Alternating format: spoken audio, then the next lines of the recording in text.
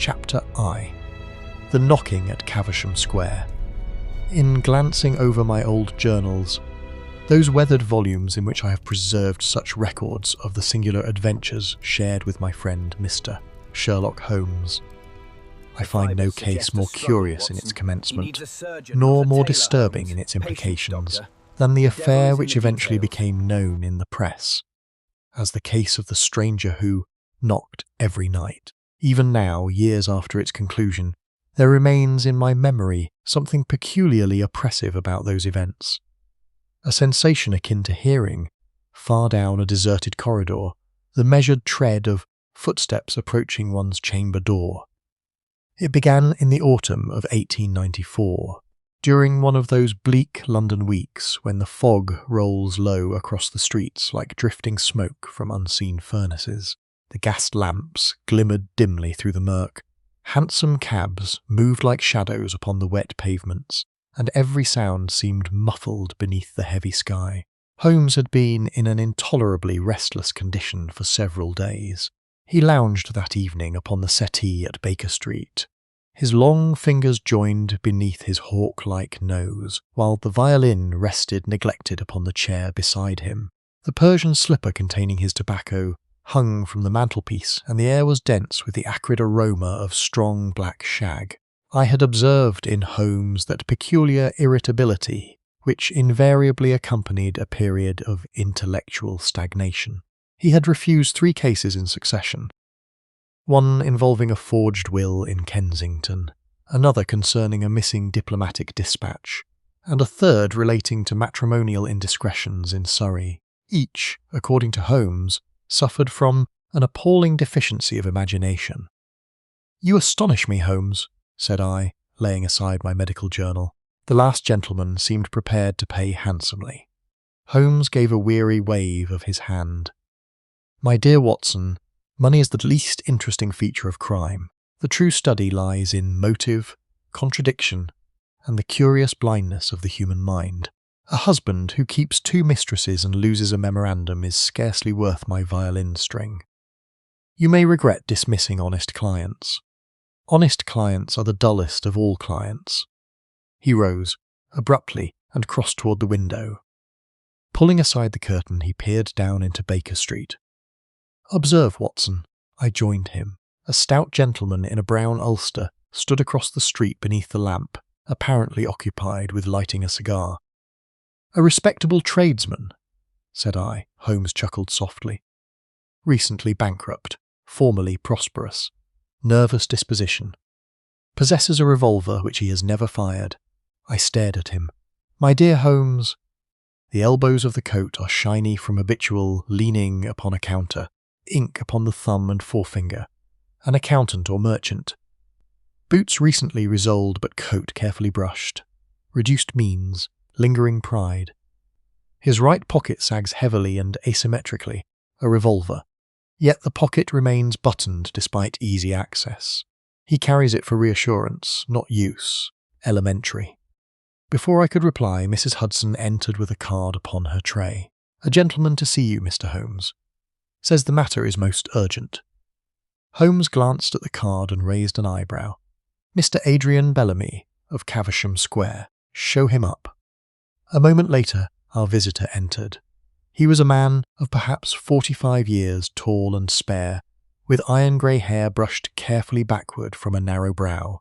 His face possessed that peculiar refinement one associates with scholars or barristers, yet his eyes betrayed profound exhaustion. His gloves trembled faintly in his hands. "You are Mr. Sherlock Holmes." "I am. Pray sit down. This is my colleague, Dr. Watson." Bellamy bowed distractedly before lowering himself into the chair opposite the fire. "I have come," said he, "because I can no longer persuade myself that the matter is explainable by ordinary means." Holmes leaned back with sudden interest. "That," said he, "is often an encouraging beginning." Bellamy attempted a smile but failed. "I scarcely know where to begin." "With the facts," Holmes replied, "never with conclusions." The gentleman passed a hand across his brow. "I reside at number 7, Caversham Square. For the last 11 nights, at precisely 2:30 In the morning, someone has knocked upon my front door." He paused. And when the door is opened, there is no one there." Holmes closed his eyes. Continue. "At first I believed it some drunken prank. My servant investigated but found the square deserted. On the second night I remained awake myself. Again the knocking came, 3 measured raps. I opened the door within seconds. Nothing." "You are certain?" "Perfectly." Holmes steepled his fingers. "The knocks always identical?" "Yes. 3 knocks, yes. Loud, firm, deliberate. And every night at exactly the same hour." Bellamy shuddered. "To the minute." Holmes exchanged a quick glance with me. "Interesting. Very interesting." "I should not have troubled you over so absurd a matter," Bellamy continued, "were it not for what occurred 3 nights ago." He reached into his coat and produced a folded paper. This was found upon the step. Holmes unfolded it carefully. Upon the page, written in neat black ink, appeared a single sentence: "I shall enter soon." Even I confess the message sent an unpleasant sensation through me. Holmes, however, appeared invigorated. "Excellent!" he exclaimed. Bellamy stared. "Excellent, my dear sir. Do not mistake me. Your discomfort is regrettable, but from the standpoint of analytical inquiry, your case has at last acquired shape." Bellamy swallowed hard. "You do not think the matter supernatural?" Holmes gave an impatient snort. "I have yet to encounter a ghost capable of mastering a Yale lock." Bellamy attempted another wan smile. "There is more," said he quietly. Holmes settled deeper into his chair. "Go on." "Yesterday morning I discovered footprints beneath my study window." "Footprints?" "In the flower bed. Large impressions, as though left by a heavy man. Yet no attempt at entry." "None." Holmes' eyes gleamed. "Curious indeed. And what of your personal circumstances, Mr. Bellamy? Enemies? Disputes? Family quarrels?" Bellamy hesitated. "I am a widower. My wife died 6 years ago. I have no children and live with a single servant, Mrs. Graves." "Profession?" "I lecture occasionally on ancient languages. My principal income derives from investments." "No recent disagreements?" Again, Bellamy paused. "There was a disagreement some months ago with a former acquaintance." Holmes' voice sharpened instantly. "A man or woman?" "A man." Lionel Moberly. The name appeared unfamiliar to Holmes. "The nature of the dispute?" Bellamy looked uncomfortable. "Financial. How much money?" £5,000. I gave a low whistle. Holmes' expression remained impassive. "You lent him the money?" "No. He attempted to persuade me into financing an enterprise in South America. I refused. He became extremely bitter." "Describe him," Bellamy complied. Moberly, it appeared, was a broad-shouldered adventurer with military bearing, a dark beard and violent temper. Holmes nodded thoughtfully. "And when did you last see him?" "Nearly 4 months ago." "Did he threaten you?" "Not directly. Yet he remarked, before leaving, that certain doors open whether one wishes them to or not." Holmes' eyelids drooped slightly, a sure sign of deep concentration, and this phrase impressed you. "It did after the knocking began." Holmes rose suddenly. "Watson, your hat. You intend to visit the house tonight?" "Immediately," Bellamy started. "At once." "My dear sir, your unknown visitor has maintained admirable punctuality. We should be poor students indeed, were we not present to greet him." Within half an hour we were rattling westward in a hansom through the fog-bound streets. Caversham Square proved a sombre and respectable enclave near Bayswater. A row of tall Georgian houses, surrounding a fenced garden blackened by autumn rain. Number 7 stood at the northern corner, its upper windows faintly illuminated. Inside, the house possessed an oppressive stillness. Mrs. Graves, a gaunt elderly woman with hollow cheeks, admitted us. Her anxious glances toward the front door suggested nerves already strained near breaking point. Bellamy led us into the study. A spacious chamber, lined with bookshelves, and dominated by a large mahogany writing desk. Holmes immediately became transformed. The languor vanished from him entirely. He moved with feline alertness about the room, examining carpets, curtains, locks, and window latches with extraordinary precision. At last he knelt beside the hearthrug. "Ha! What is it?" I cried. Holmes pointed silently. There, upon the dark fabric, lay several tiny grains of pale grey powder. He touched them delicately and sniffed. "Not ash," said he softly. Bellamy looked bewildered. "Should there be powder upon my hearthrug?" "That depends entirely upon who placed it there." Holmes crossed to the window. Outside, beneath the sill, the flower bed indeed showed deep impressions in the damp soil. Holmes crouched over them for several moments. "Large boots?" said I. "Yes, but observe the depth." "I see little." "Exactly. A man of heavy tread but surprisingly lightweight. Curious." Bellamy stared helplessly from one to the other of us. "Can you make sense of it?" "Not yet." Holmes straightened. "Tell me, Mr. Bellamy, has anything whatsoever disappeared from the house?" "Nothing." "No papers disturbed?" "No." "No valuables missing?" "No." Holmes smiled faintly. "Then your visitor seeks not theft, but access." "Access to what?" "That, unfortunately, remains the essential question." The clock upon the mantel chimed the quarter hour. Holmes glanced toward it. "We shall remain tonight." Bellamy paled. "You believe he will come again?" "My dear sir," said Holmes dryly, "habit is the foundation of criminal mediocrity." And so we waited. Outside, the fog thickened against the windows like dirty wool pressed to the glass. Somewhere far off a cab rattled faintly through the night. Then all was silent once more. Holmes sat motionless in the shadows, his eyes half closed. Bellamy paced nervously beside the fire. As for myself, I confess that, despite all reason, I experienced an uncomfortable anticipation. There was something peculiarly sinister in the notion of those nightly knocks. At precisely 2:30 the sound came. 3 slow raps, not loud, not hurried, yet so deliberate and coldly confident that every hair upon my neck stiffened instantly. Bellamy gave a strangled gasp. Holmes was already moving. In 2 noiseless strides, he reached the hall and flung open the front door. Fog swirled inward from the square. The street beyond lay empty. But as Holmes stepped onto the threshold, his hand shot suddenly downward.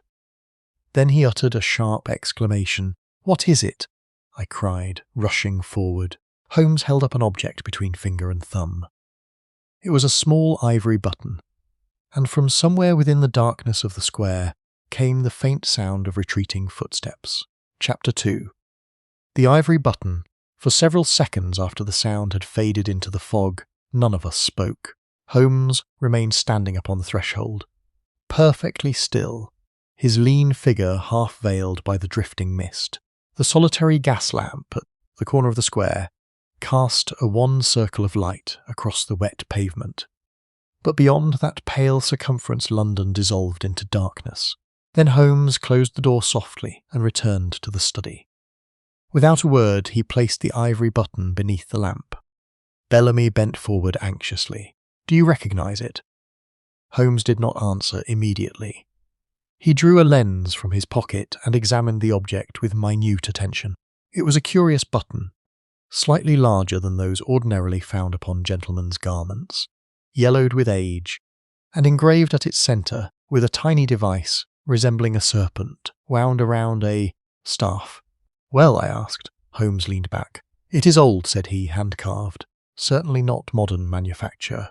Could it belong to the intruder?" "My dear Watson, objects seldom materialize independently upon front steps at 2:30 in the morning." Bellamy passed a trembling hand over his mouth. "Then the man was there, close beside the door?" "Undoubtedly. But how could he vanish so quickly?" Holmes smiled faintly. "London contains many convenient shadows." He rose abruptly and turned to Bellamy. "I should like to inspect the remainder of the house." Bellamy took up the lamp. "Certainly." We proceeded upward through a broad staircase lined with sombre portraits whose dark eyes seemed to follow our ascent. The atmosphere of the house affected me disagreeably. Though orderly and tastefully furnished, it possessed none of the warmth one associates with a lived-in home. Every sound, the creak of a board, The rustle of curtains stirred by hidden draughts seemed unnaturally distinct. Holmes moved swiftly from room to room. The bedrooms upon the second floor revealed nothing unusual. The windows were latched securely, the fireplaces cold, the furniture undisturbed. At last we entered Bellamy's private study above the library, a smaller chamber overlooking the square. Here Holmes halted immediately. I followed his gaze. Upon the writing table stood a framed miniature portrait of a woman. She was strikingly handsome, with dark, intelligent eyes, and a proud mouth touched by melancholy. Her dress, though modest, suggested refinement. "My wife," said Bellamy quietly. Holmes studied the portrait with unusual attention. "She died 6 years ago, you said?" "Yes." "Of what illness?" Bellamy hesitated almost imperceptibly. "Consumption." Holmes nodded. "Indeed." He crossed to the shelves lining the far wall. "What subjects occupy your interest, Mr. Bellamy?" "History chiefly. Classical languages. Eastern antiquities." Holmes ran a finger along several bindings. "Greek manuscripts, Persian trade routes, Syriac theology." He paused before one shelf. "This section appears recently disturbed." Bellamy looked surprised. "I consulted one of the volumes yesterday." "Only one?" "Yes." Holmes said nothing further, but I noticed the faint tightening about his eyes which indicated growing interest. At length we returned downstairs. Bellamy insisted that we remain the night, and shortly before dawn Mrs. Graves prepared rooms for us. Holmes, however, showed no inclination towards sleep. I found him seated beside the fire at 7 o'clock that morning, clad in his dressing gown and smoking with intense concentration. "You have formed a theory?" I asked. "A fragment of one. And the button?" Holmes tossed it lightly toward me. "Examine the engraving." I obeyed. "The serpent and staff," said I. "Medical, perhaps?" "An understandable assumption, Watson, though incorrect." "What then?" Holmes drew from the shelf one of his enormous scrapbooks devoted to criminal records and obscure references. "Observe." He opened to a yellowed newspaper cutting. At the head appeared the title, "The Society of the Veiled Serpent." I looked up sharply. A secret society.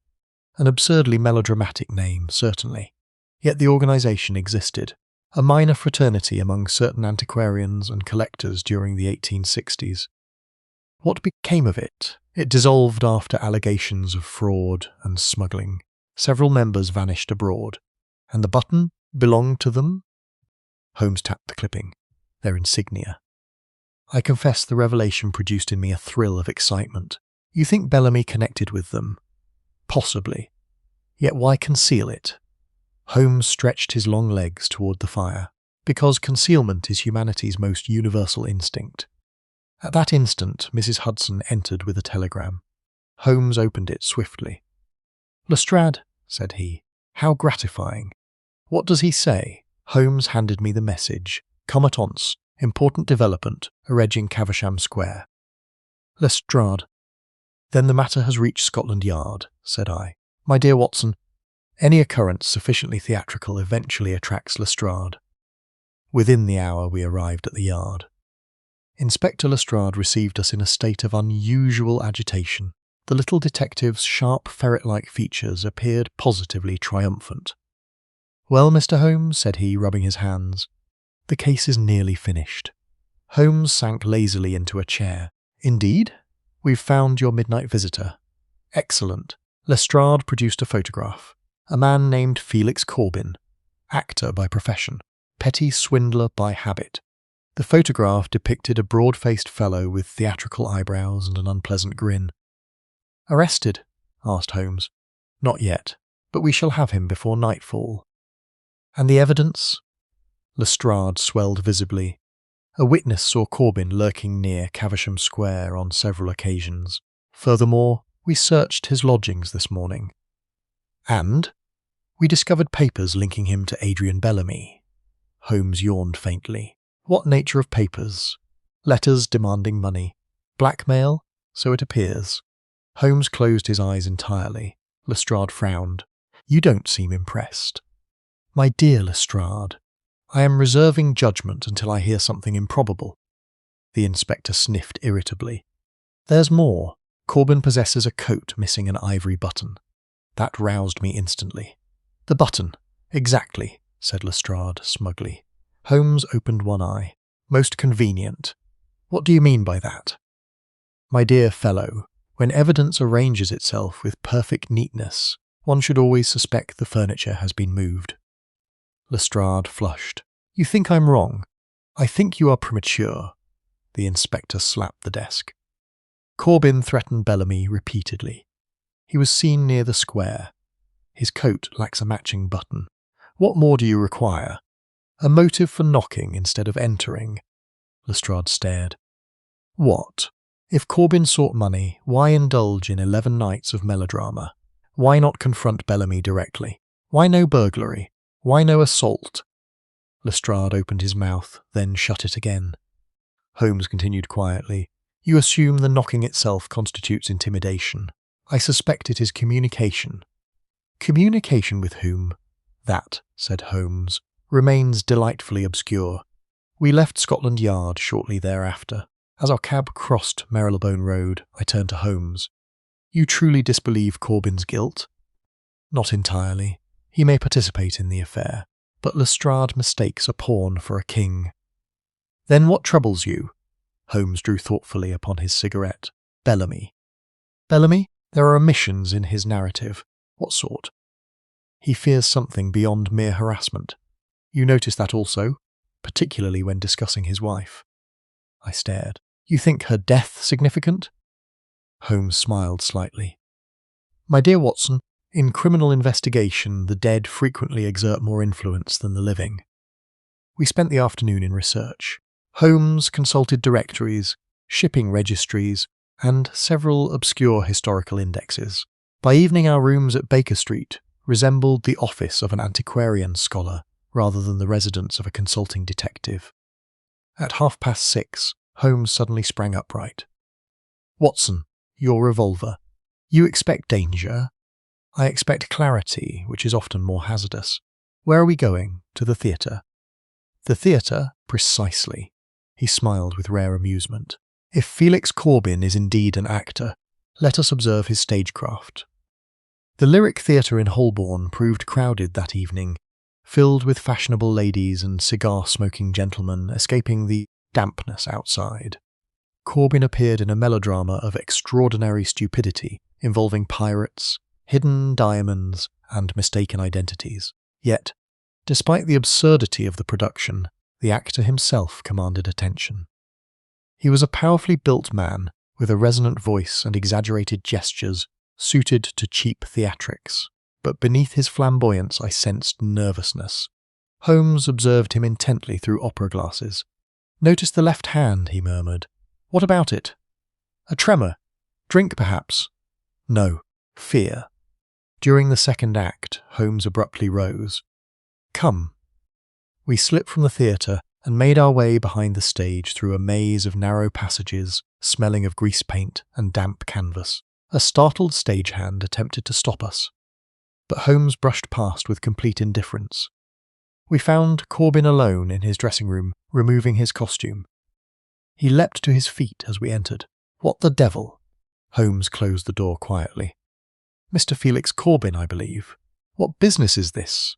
Holmes seated himself calmly. A simple inquiry regarding Adrian Bellamy. At the name, the actor's face changed. Not anger, not surprise, terror. He backed against the table. I know nothing. On the contrary, said Holmes softly, you know a very great deal. Corbin's eyes darted toward the door. Holmes sighed. Pray do not attempt melodrama. Real life rarely survives it. I've done nothing. You have frightened a man half to death for 11 consecutive nights. Corbin wiped sweat from his brow. You don't understand. Then enlighten me. The actor hesitated desperately. Finally, he whispered, he told me she was dead. Holmes became perfectly still. She? He said quietly. Corbin stared at him with haunted eyes. Mrs. Bellamy. Chapter 3. The Woman in Grey. For several moments after Corbin's astonishing declaration, the only sound within the dressing room was the muffled roar of applause from the theatre beyond. Holmes sat utterly motionless. It was one of the peculiarities of my friend's nature that the more deeply a revelation interested him, the quieter he became. A casual observer might even mistake his stillness for indifference. Yet I, who had studied him through so many strange adventures, recognized the dangerous brightness now gathering behind his half-closed eyes. Corbin, meanwhile, appeared on the verge of collapse. He sank heavily into the chair before the mirror, where the grease paint still clung grotesquely to one cheek, lending him the appearance of a man only half emerged from some theatrical disguise. Holmes spoke at last. "You had better begin at the beginning." Corbin swallowed nervously. "I swear to you, gentlemen, I never intended harm. I only wanted answers." Holmes folded his arms. "Proceed." The actor drew a shaking breath. "I knew Mrs. Bellamy years ago, before her marriage." Bellamy's name was pronounced with unmistakable bitterness. "She was called Clara Vane then, an actress. Not famous, but admired." I glanced at Holmes, who gave no visible reaction. "She possessed," Corbin continued, "a remarkable mind. Read philosophy, languages, history, all manner of things beyond the stage. Most men who courted her wanted only her face. Bellamy admired her intellect." "And you?" asked Holmes quietly. Corbin gave a hollow laugh. "I worshipped her." The confession came with such naked sincerity that even Holmes regarded him more attentively. "She married Bellamy in 1887, Corbin said. "Within a year she vanished entirely from London society. Bellamy claimed her health was delicate. Then suddenly came word of her death." "Did you attend the funeral?" Holmes asked. "No, there was none." "No funeral?" Bellamy said she died abroad in Florence, consumption. Holmes's fingers tapped once against the chair arm. "Interesting." Corbin leaned forward intensely. 3 weeks ago, I saw her. I confess I felt a chill despite the overheated dressing room. "Where?" I demanded. "In Regent Street, evening time." She stepped from a carriage wearing a grey veil. I recognized her instantly. "And she recognized you?" "Yes." "What did she do?" She froze as though terrified. Then she hurried away. Holmes' eyes narrowed. "You followed?" "Of course I followed. Any man would." "And?" "She vanished near Cavendish Lane." Holmes nodded slowly. "Continue." Corbin wiped his brow. "I returned there repeatedly over the following days. Finally I saw Bellamy entering number 7 Caversham Square." "You had not known his address previously?" "No." "And the knocking began shortly afterward?" "Yes." Holmes leaned back. "You hoped to force Bellamy into revealing whether his wife still lived?" Corbin nodded miserably. "But why not confront him directly? Because Bellamy is dangerous." The statement came with startling conviction. Holmes' voice sharpened slightly. "Dangerous in what way?" Corbin hesitated. "I cannot explain fully. But years ago, during Clara's engagement, strange men visited Bellamy, foreigners, scholars perhaps, or smugglers. There were whispered conversations about manuscripts, ancient relics, hidden collections." Holmes exchanged a quick glance with me. "The Society of the Veiled Serpent," said he softly. Corbin stared. "You know of them?" "A little." The actor shuddered visibly. "Clara once told me Bellamy belonged to some secret brotherhood obsessed with antiquities from the East. She regretted the marriage before it even occurred. And yet she married him. She feared poverty more than unhappiness." Holmes rose and wandered thoughtfully about the dressing room. "You left the note?" Corbin nodded reluctantly. "I wanted him frightened. And the footprints? I made them, with unusual boots."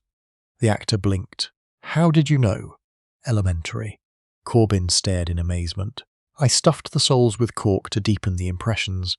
"Why?" "To seem larger, more threatening." Holmes smiled faintly. "A remarkably theatrical solution." Corbin flushed. "I am an actor, Mr. Holmes." "Indeed."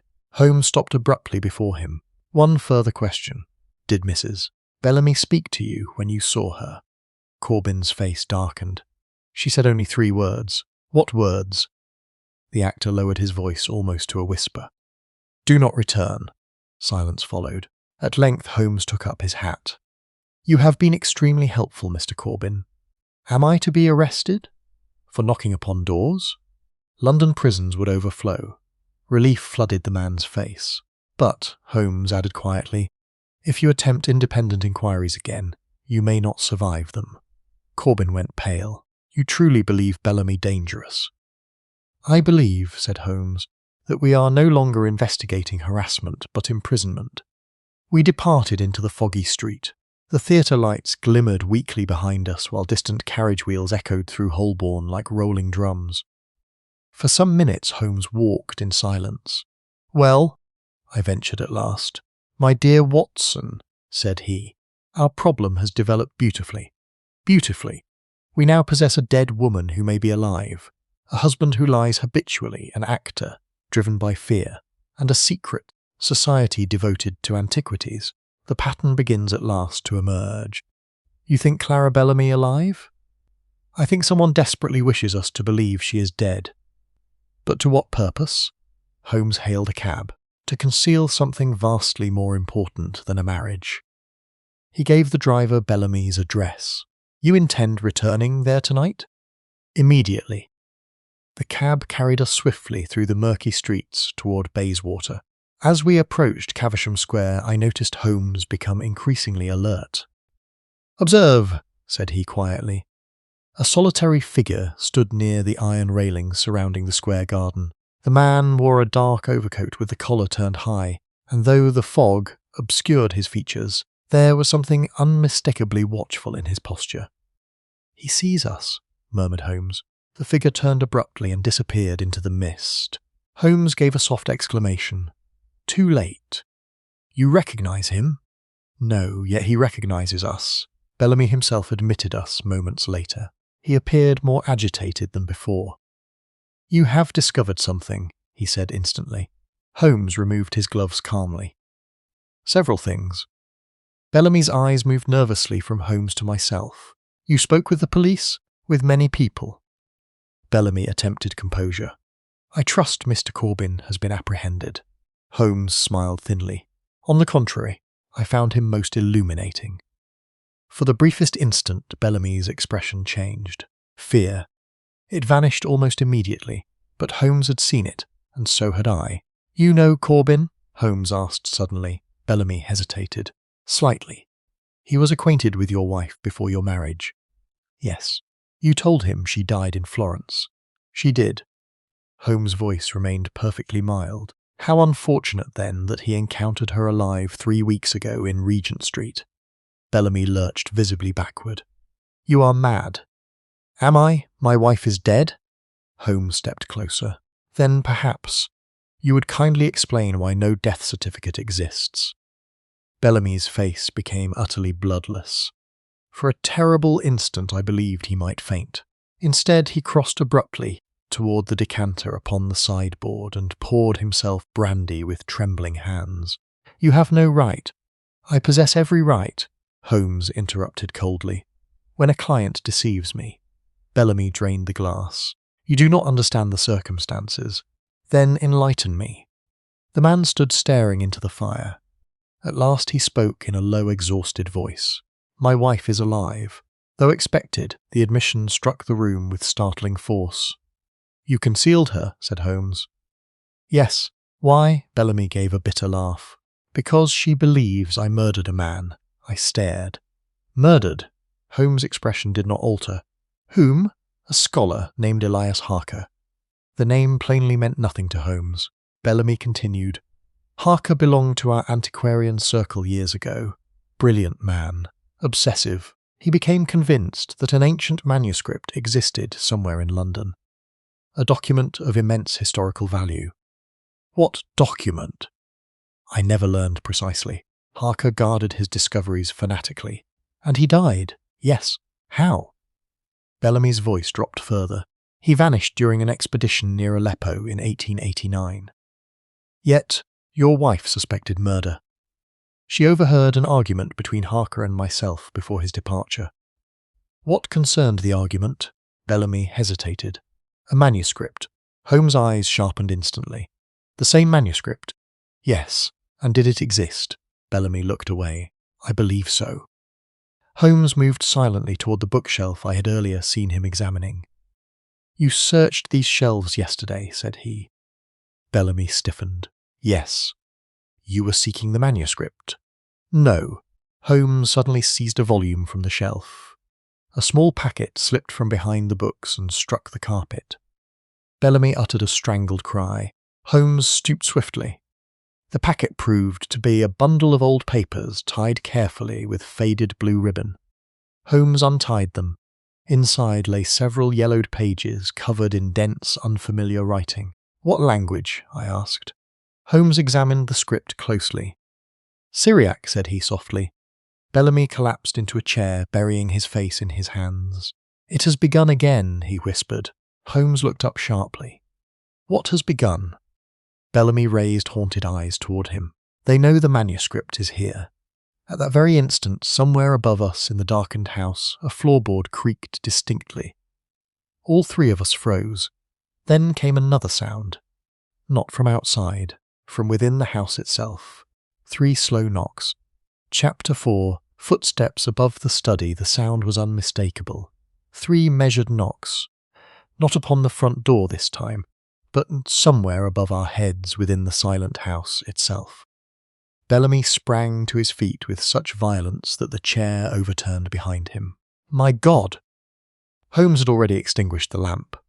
The study fell instantly into shadow, illuminated only by the dying glow of the fire. "Quiet," he whispered. For several seconds we listened. The entire house seemed suspended in dreadful stillness. Beyond the curtained windows, the fog pressed thickly against the panes, while from above came no further movement. Then very faintly I heard it, a footstep. Slow, careful, directly overhead. Bellamy clutched my arm. "There is someone upstairs." Holmes drew his revolver. "Remain here, both of you." "My dear Holmes," I began. "You will accompany me, Watson. Mr. Bellamy will stay below." Bellamy gave a desperate shake of the head. "No, I cannot remain alone." Holmes glanced at him sharply. "You fear the intruder?" Bellamy's lips trembled. "You do not understand what may happen if he finds it. The manuscript." Bellamy said nothing, but the silence itself was answer enough.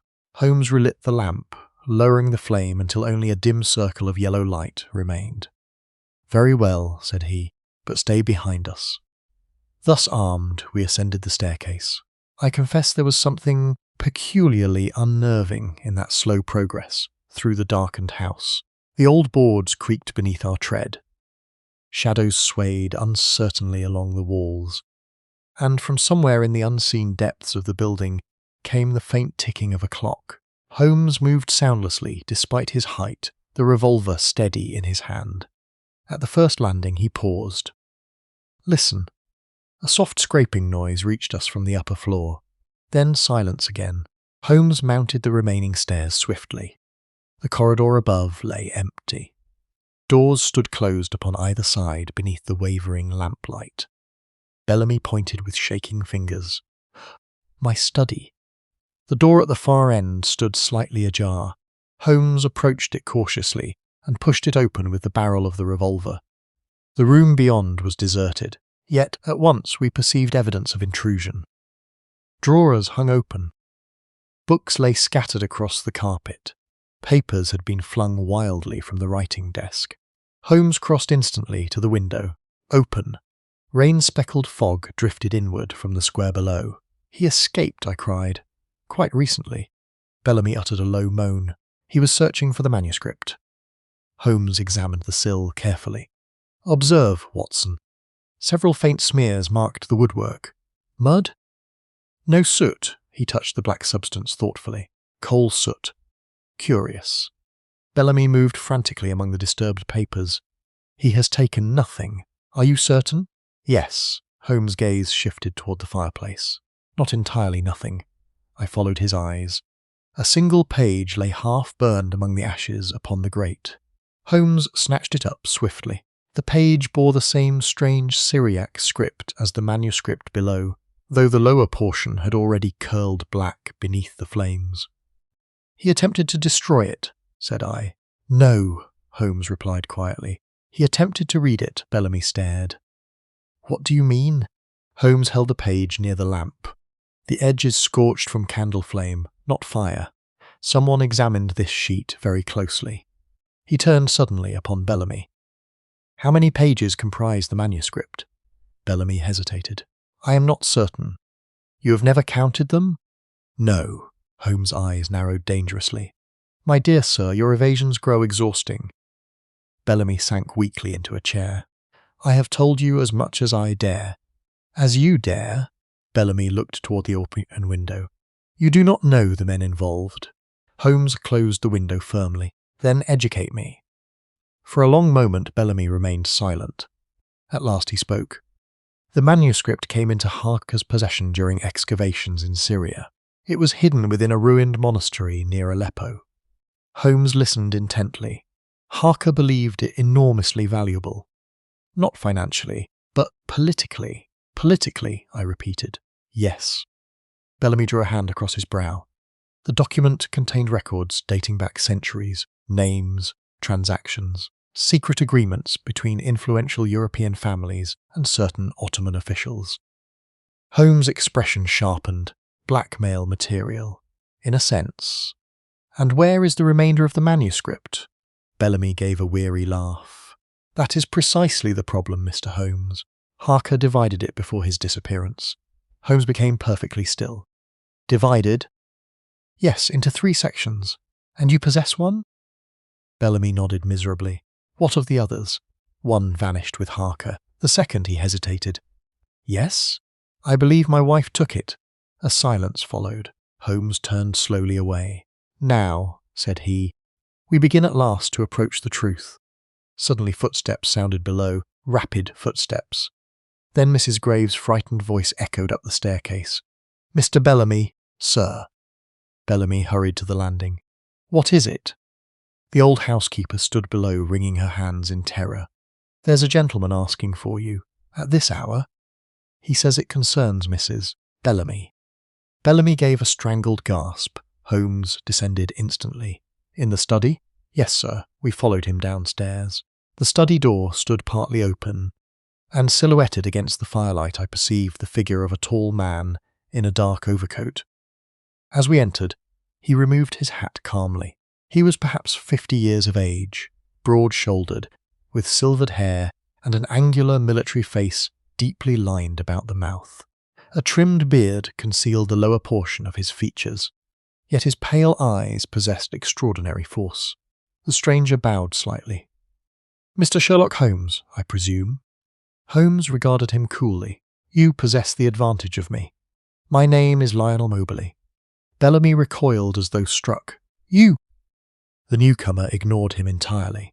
I regret the late intrusion, said he, but the matter admits no further delay. Holmes motioned toward a chair. You are the gentleman who sought investment funds from Mr. Bellamy. Moberly smiled faintly. That was merely our final disagreement. You know of the nightly disturbances? Intimately. Holmes lit a cigarette. Then perhaps you are responsible, partially. Bellamy stared in outrage. You villain! Moberly turned upon him with sudden cold fury. Be silent, Bellamy. Your lies have already cost 1 life. The room became utterly still. Holmes' eyes glinted. Harker? Moberly inclined his head. You move rapidly, Mr. Holmes. You imply Bellamy murdered him. I imply nothing. I state it. Bellamy surged forward. That is false. Moberly ignored him. I warned Harker repeatedly not to trust this man. He desired the manuscript for himself. Holmes exhaled smoke thoughtfully. And did he obtain it? No. Then who did? Moberly hesitated.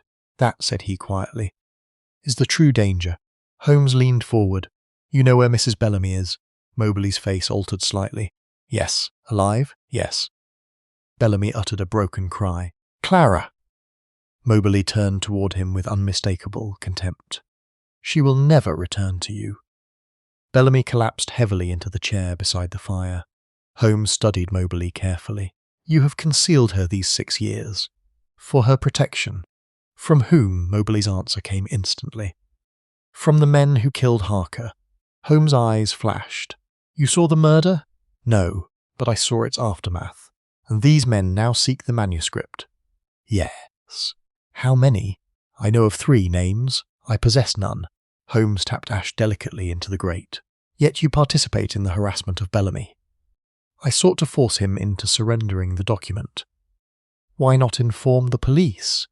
Moberly smiled grimly. Because the police cannot protect him.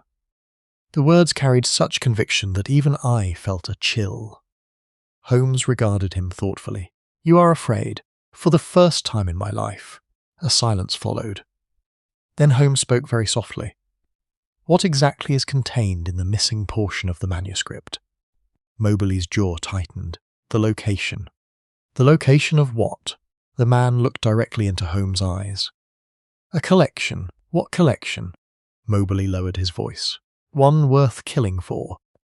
At that precise instant, the front bell rang violently through the house. Everyone started. Mrs. Graves hurried trembling toward the hall. A moment later we heard raised voices, then hurried footsteps. Lestrade burst into the study, flushed with excitement and rain upon his coat. Mr. Holmes? He halted abruptly upon seeing Moberly. Well, said Holmes dryly, the cast assembles admirably. Lestrade pointed dramatically toward Moberly. That's the man. Moberly rose slowly. What man? The fellow from the square. We've been tracking him all evening. Holmes' gaze sharpened instantly. Indeed, Lestrade nodded vigorously. One of my constables followed him from Paddington. The man met with a known foreign criminal 2 hours ago. Moberly's face darkened. You had me followed. Quite right too, snapped Lestrade. And there's more. He turned toward Holmes. A body's been found. The word struck the room like a pistol shot. Where? Holmes demanded. In Cavendish Lane. Lestrade swallowed hard. A woman's body. Chapter V. The dead woman of Cavendish Lane. No one in that room shall ever forget the effect produced by Lestrade's announcement.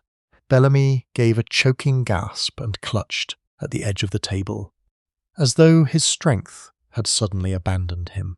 Moberly's stern face hardened into something grim and dangerous, while Holmes alone remained outwardly composed. Yet I, who knew him intimately, saw the quick contraction of his eyelids and the sudden stillness of his fingers upon the cigarette ash. A woman, he repeated quietly. Lestrade nodded. Found less than 20 minutes ago, behind a warehouse in Cavendish Lane. My men thought it best to notify you immediately, given the circumstances. Holmes rose at once. Describe her. Middle-aged, perhaps. Dark hair, grey travelling cloak. Bellamy uttered a cry of anguish. Clara. Moberly seized him sharply by the arm. Control yourself, fool. Holmes turned instantly. You believe it may indeed be Mrs. Bellamy? Moberly's expression was unreadable. I fear it. Lestrade looked bewildered. Mrs. Bellamy? I thought the lady dead these 6 years. So did several people, Holmes replied dryly. Come, Watson, we waste time. Within minutes we were once more out in the night. The fog had thickened to an oppressive yellow-grey curtain through which the gas lamps shone dimly like distant moons. Lestrade's cab rattled furiously eastward while Bellamy and Moberly sat opposite one another in utter silence. Never have I ridden in a vehicle so burdened by tension. Bellamy's face had collapsed into dreadful pallor, and from time to time his hands twitched convulsively upon his knees. Moberly, by contrast, appeared carved from stone, though beneath his cold composure there smouldered unmistakable anxiety. Holmes sat beside me with closed eyes. Only once did he speak. To discover a body precisely when discussion approaches truth, said he softly, is rarely coincidence. No one answered. Cavendish Lane proved a narrow industrial passage, running between warehouses near the river. Police lanterns flickered through the mist ahead, casting strange, distorted shadows upon the wet cobblestones. A constable admitted us beneath the cordon. The body lay partly sheltered beneath an archway. It was covered by a tarpaulin. Lestrade removed his hat grimly. Found by a night watchman. Bellamy moved forward unsteadily. Holmes stopped him with a raised hand. One moment. He knelt beside the body and lifted the edge of the covering. I heard him inhale sharply. Then he replaced it immediately and rose. "Well," demanded Lestrade, "it is not Mrs. Bellamy." Bellamy staggered backward in visible relief. "Thank God! Who is she?" I asked. Holmes glanced toward the body once more. A woman of approximately 50 years. Poorly nourished, recently deceased. Cause of death, Holmes pointed toward the throat. A dark bruise marked the skin just beneath the jaw. Manual strangulation. Lestrade muttered an oath. Murder, then, unquestionably. The inspector frowned. But what has she to do with Bellamy? Holmes crouched again beside the corpse. Observe the hand. The dead woman's fingers clutched a scrap of grey cloth. Holmes examined it carefully. From a gentleman's coat sleeve, said he. Could belong to anyone, Lestrade protested. Perhaps. Holmes' gaze moved suddenly toward the alley entrance. Who found the body? The watchman. Fellow named Pierce. Where is he? A stooped labourer emerged nervously from the shadows, twisting his cap between roughened hands. Holmes approached him at once. You discovered the woman? Yes, sir. At what time? Little after 11. Was she alone? Pierce hesitated. I heard voices first. Holmes' eyes sharpened. How many? 2 men and a woman. What were they saying? Couldn't rightly hear. They was arguing. Then there came a scream. Bellamy visibly shuddered, and afterward, Pierce swallowed. I saw a tall gent hurry off toward the river. Describe him. Dark coat, beard maybe. Hard to say in the fog. Lestrade glanced triumphantly toward Moberly. There now. Moberly gave him a contemptuous look. You describe half the men in London. Holmes ignored them both. What of the woman? She stumbled under the arch, then fell. Holmes nodded thoughtfully. Did you recognize her? No, sir. Holmes turned back to the body once more. Then suddenly his expression altered. Ah, what is it? I asked. He pointed toward the dead woman's boots. One heel had been repaired with a curious triangular brass plate. Holmes became intensely alert. Most remarkable. Lestrade frowned impatiently. A cobbler's repair excites you. Profoundly. He rose swiftly. Watson, come with me. Where? To the river. Without another word he strode from the alley into the fog. I hurried after him while behind us. Lestrade called irritably. Holmes, where the devil are you going? Holmes did not answer. We moved rapidly through twisting streets toward the Thames embankment.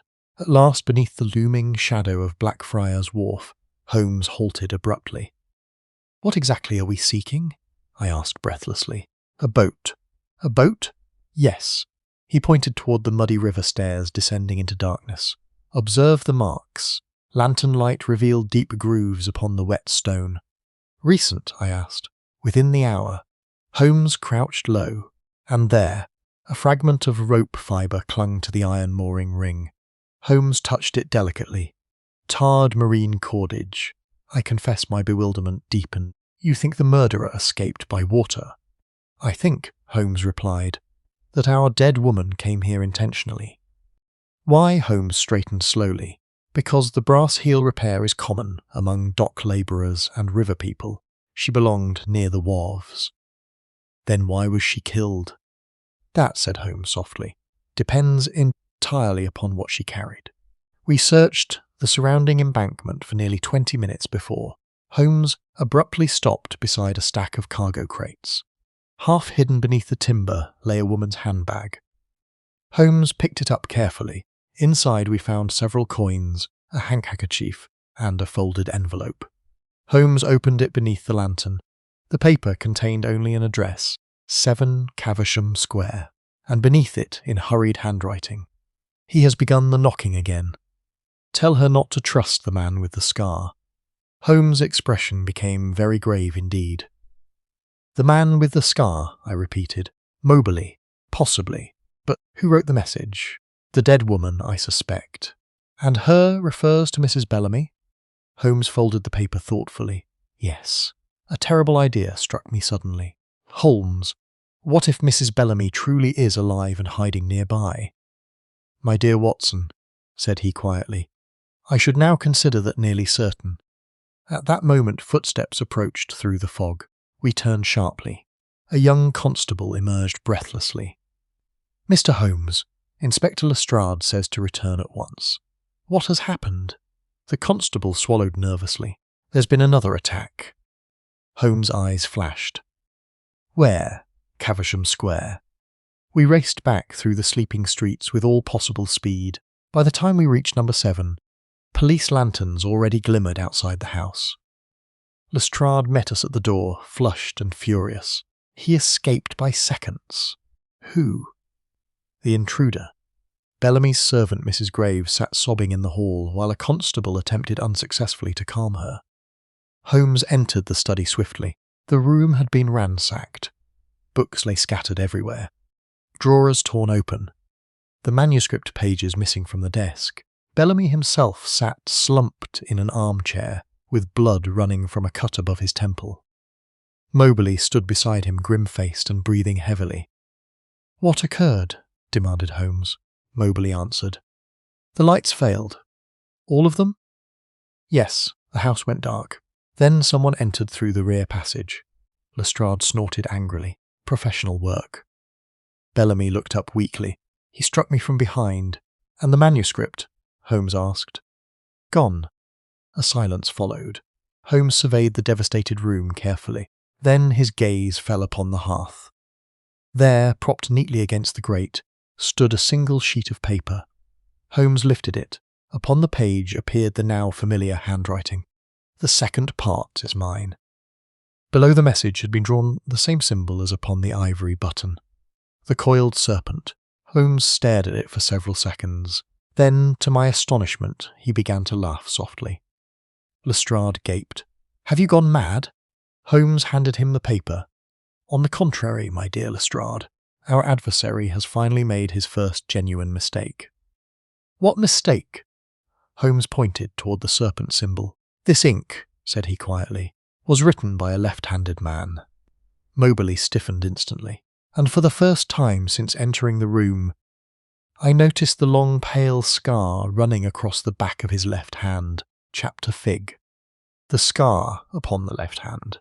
The atmosphere within the ruined study became instantly electric. Lestrade turned sharply toward Moberly. You there? The former adventurer did not move. He stood beside the fire with arms folded, his pale eyes fixed steadily upon Holmes. A clever observation, said he quietly. Bellamy stared upward in horror. You? Lestrade stepped forward aggressively. Mr. Holmes believes you wrote this message. Moberly's lip curled faintly. Does he indeed? Holmes leaned lazily against the mantelpiece, though I detected beneath his apparent calm the intense alertness of a hunting hound. I observe only facts, said he. The downward pressure of the strokes, the direction of the ink drag, the slight smearing at the edge. All indicate left-handed authorship. Lestrade pointed triumphantly at the scar, and the fellow's left hand bears a mark exactly matching the description in the warning note. Bellamy rose unsteadily.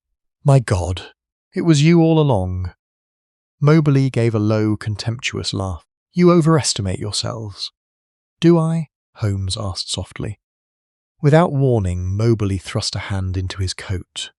Lestrade shouted and reached for his revolver, but Holmes remained perfectly still. The adventurer slowly withdrew, not a weapon, but a leather cigar case.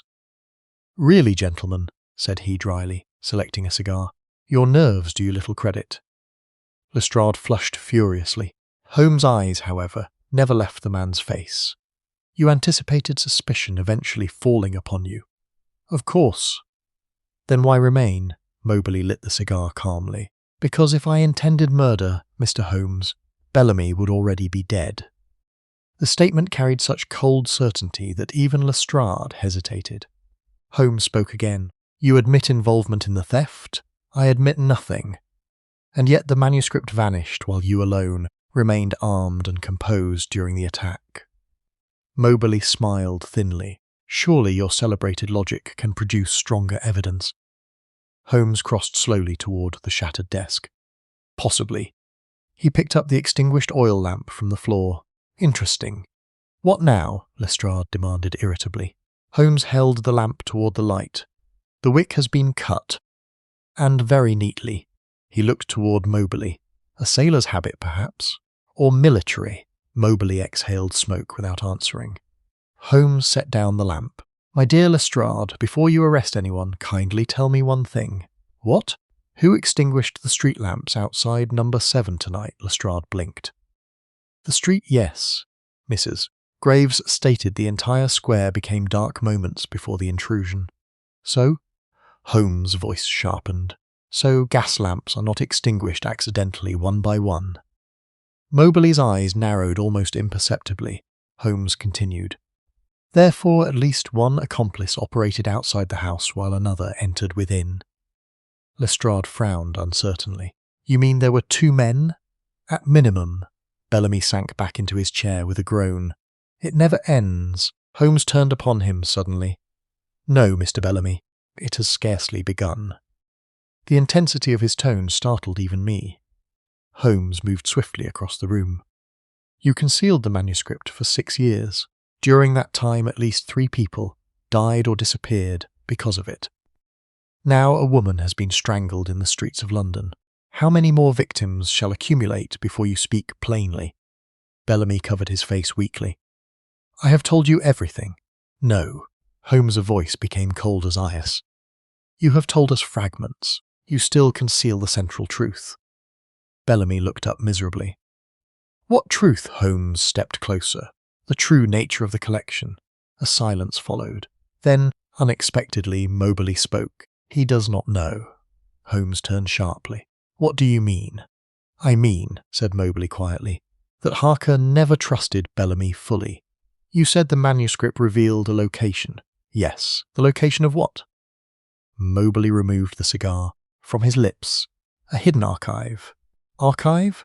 "Documents, letters, financial records, diplomatic correspondence gathered across centuries." Holmes' expression sharpened. "Political blackmail." "Potentially catastrophic blackmail." Bellamy stared at him. "You told me it was merely historical material." Moberly laughed harshly. "You believed that because you wished to." Holmes folded his arms thoughtfully. "Who assembled the archive? No one knows. Some say Ottoman officials. Others claim Venetian merchants. There are stories connecting it to old intelligence networks operating during the Napoleonic period. And the missing sections of the manuscript reveal its location. So Harker believed. Holmes paced slowly before the fire. "One section with Bellamy, one with Mrs. Bellamy, and the third," Moberly's expression darkened, "lost after Harker's death. Lost or stolen?" The man hesitated. "Possibly stolen." Holmes stopped abruptly. "By whom?" Before Moberly could answer, a constable entered hurriedly. "Inspector." Lestrade wheeled about. "What now?" "The cabman from earlier's been found." "What cabman?"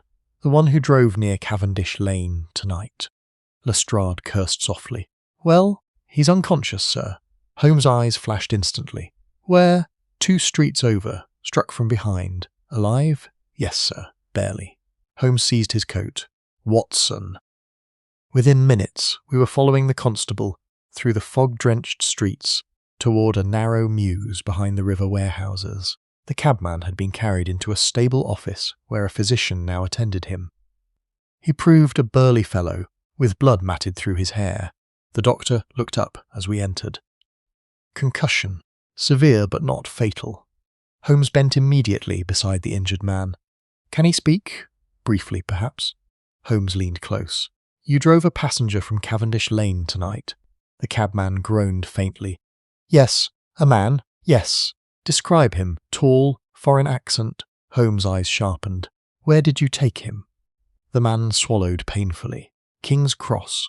"Station? Yes. Then what happened?" "He paid me." "Then another gent climbed aboard."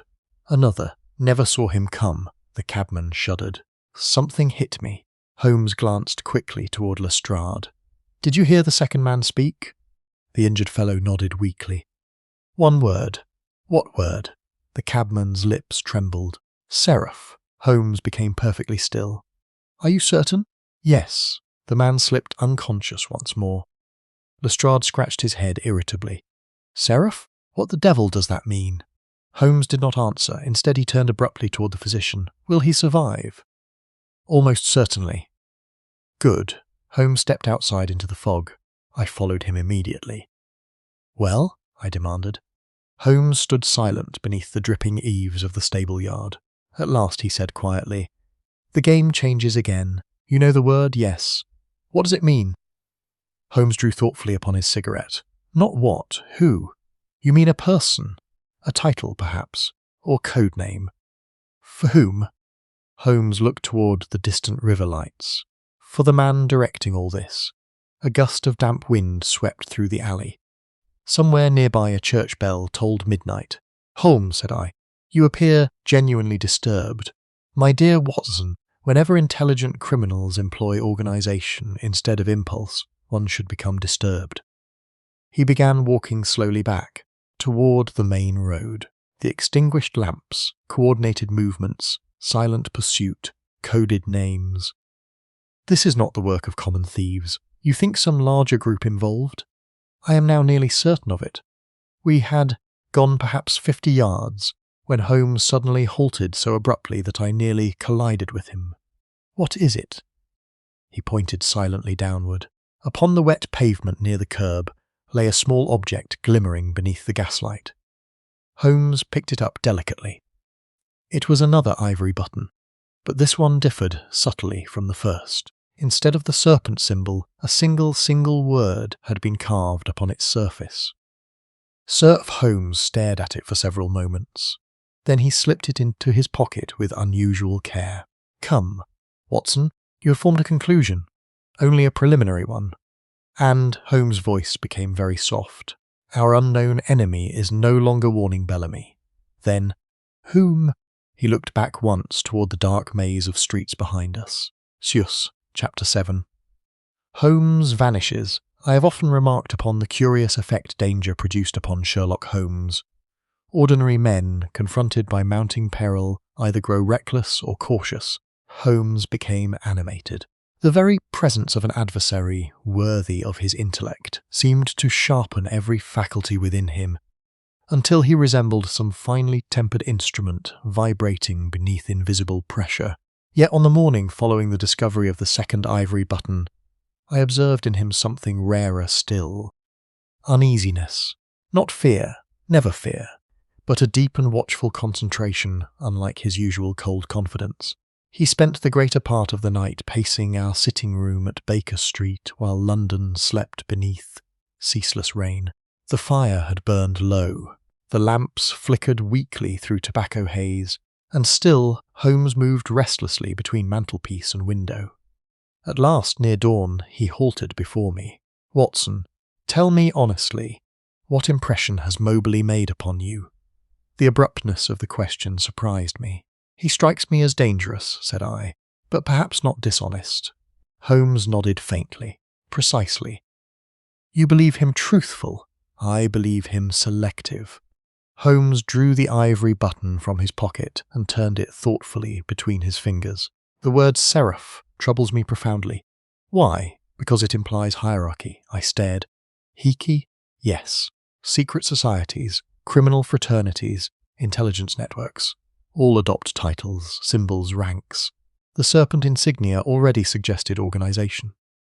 But this," he tapped the button lightly, "this implies command." "You think Seraph is the leader, or executioner?" he resumed, pacing. "At present we possess 3 separate yet connected mysteries. The disappearance of Elias Harker, the concealed survival of Mrs. Bellamy, and the hidden archive, sought through these manuscript fragments. And behind them all?" Holmes' expression hardened. "An intelligence far more disciplined than Bellamy, Corbin, or even Moberly." He abruptly seized his violin and drew from it a series of low, discordant notes which echoed strangely through the room. "You know," said he suddenly, "what most defeats the average investigator?" "What?" "The assumption that criminals are necessarily vulgar." He laid aside the instrument again. "The greatest conspiracies are invariably conducted by educated men." At 9 o'clock Lestrade arrived. The inspector appeared exhausted and irritable. "We've searched Moberly's hotel," he announced without preamble. "Nothing." Holmes remained lounging upon the sofa with closed eyes. "No documents?" "No. No weapons?" Only a revolver, unused? Yes. Holmes nodded slightly, then Mobley expected danger, but not confrontation. Lestrade removed his gloves impatiently. I'm growing tired of riddles, Mr. Holmes. Are we pursuing murderers or chasing ghosts? Holmes opened one eye. Both, perhaps, the inspector snorted. There's another matter. We identified the dead woman from Cavendish Lane. Oh? Name of Martha Pike, washerwoman. Lived near Wapping. Holmes sat upright instantly. Wapping? Yes. Know the place. Intimately. Holmes crossed swiftly to the map cabinet and withdrew a large street chart of eastern London. Where exactly? Lestrade pointed. An alley near Old Gravel Wharf. Holmes bent over the map in silence. Then suddenly he smiled. There you are. What now? Lestrade demanded. Holmes tapped the map. Observe these locations, Watson. He marked 3 points. Cavendish Lane, Blackfriars Wharf, Old Gravel Wharf. They form a line, said I. Exactly. Lestrade looked unimpressed. So our enemy moves systematically along the river. Holmes' finger travelled farther east. And here lies Limehouse. The name carried unpleasant associations even to my own ears. That district beside the docks had long been notorious for opium dens, smuggling houses, and the strange cosmopolitan criminality produced by London's maritime trade. You suspect Limehouse involved? I asked. I suspect, Holmes replied quietly, that Harker's archive entered England by water. Lestrade frowned. You mean smuggling? Most likely. At that moment Holmes' expression altered sharply. He strode to the window. Too late. What is it? A small boy stood below in Baker Street holding an envelope. Mrs. Hudson admitted him moments later. For Mr. Holmes, sir. Holmes took the note and dismissed the lad with a coin. The message consisted of only one sentence. If you seek the woman, come alone to Shadwell Stairs at midnight. No signature appeared. Lestrade cursed softly. A trap. Obviously, said Holmes. You can't intend going. Holmes folded the note carefully.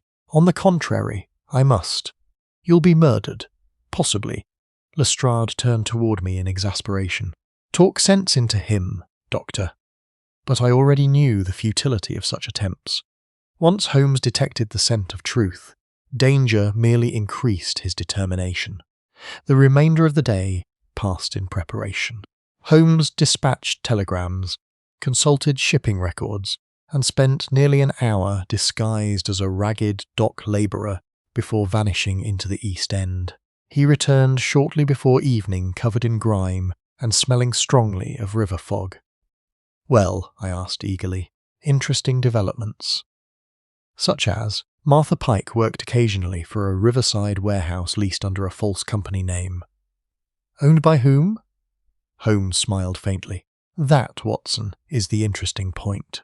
The ownership traces ultimately to a dead man. Impossible. My dear fellow, London commerce thrives upon impossible ownership. He sat down to a sparse supper with unusual absent-mindedness. At 11 o'clock he rose and put on his overcoat. You remain here. I shall do no such thing. Watson, my dear Holmes, said I firmly, you once remarked that I possessed at least the virtue of loyalty. Permit me now to exercise it. For an instant his severe expression softened. Very well. We departed together through the fog-bound streets. A damp wind blew from the river, carrying the smell of coal smoke and mud. By the time we reached Shadwell, the city had grown unnaturally silent. The river stairs descended steeply between rotting warehouses into Blackwater, glimmering faintly beneath the gas lamps. No one appeared visible. Holmes stopped halfway down the steps. Careful. A shape moved suddenly in the darkness below. Then a woman emerged. She wore a grey travelling cloak, with the hood drawn low over her face. Bellamy's wife. Even before Holmes spoke, I knew it instinctively. She halted several feet away. You came. Her voice was low and cultured, touched by exhaustion. Holmes removed his hat slightly. Mrs. Bellamy, I presume. She lowered the veil. The face revealed beneath was pale and strained, yet unmistakably beautiful even after years of concealment. Her dark eyes moved anxiously over the shadows surrounding us. You should not have brought your friend. Holmes smiled faintly. Dr. Watson is indispensable. She stepped closer. You are in terrible danger, Mr. Holmes. That has frequently been observed. This is not a jest. Holmes' expression sharpened instantly. You sent the note? Yes. Then speak quickly. She looked behind her nervously. They know Bellamy still possesses part of the manuscript. And you possess another? Yes. Where? I cannot tell you yet. Holmes studied her intently. You feared your husband. I feared what he became. Did he murder Elias Harker?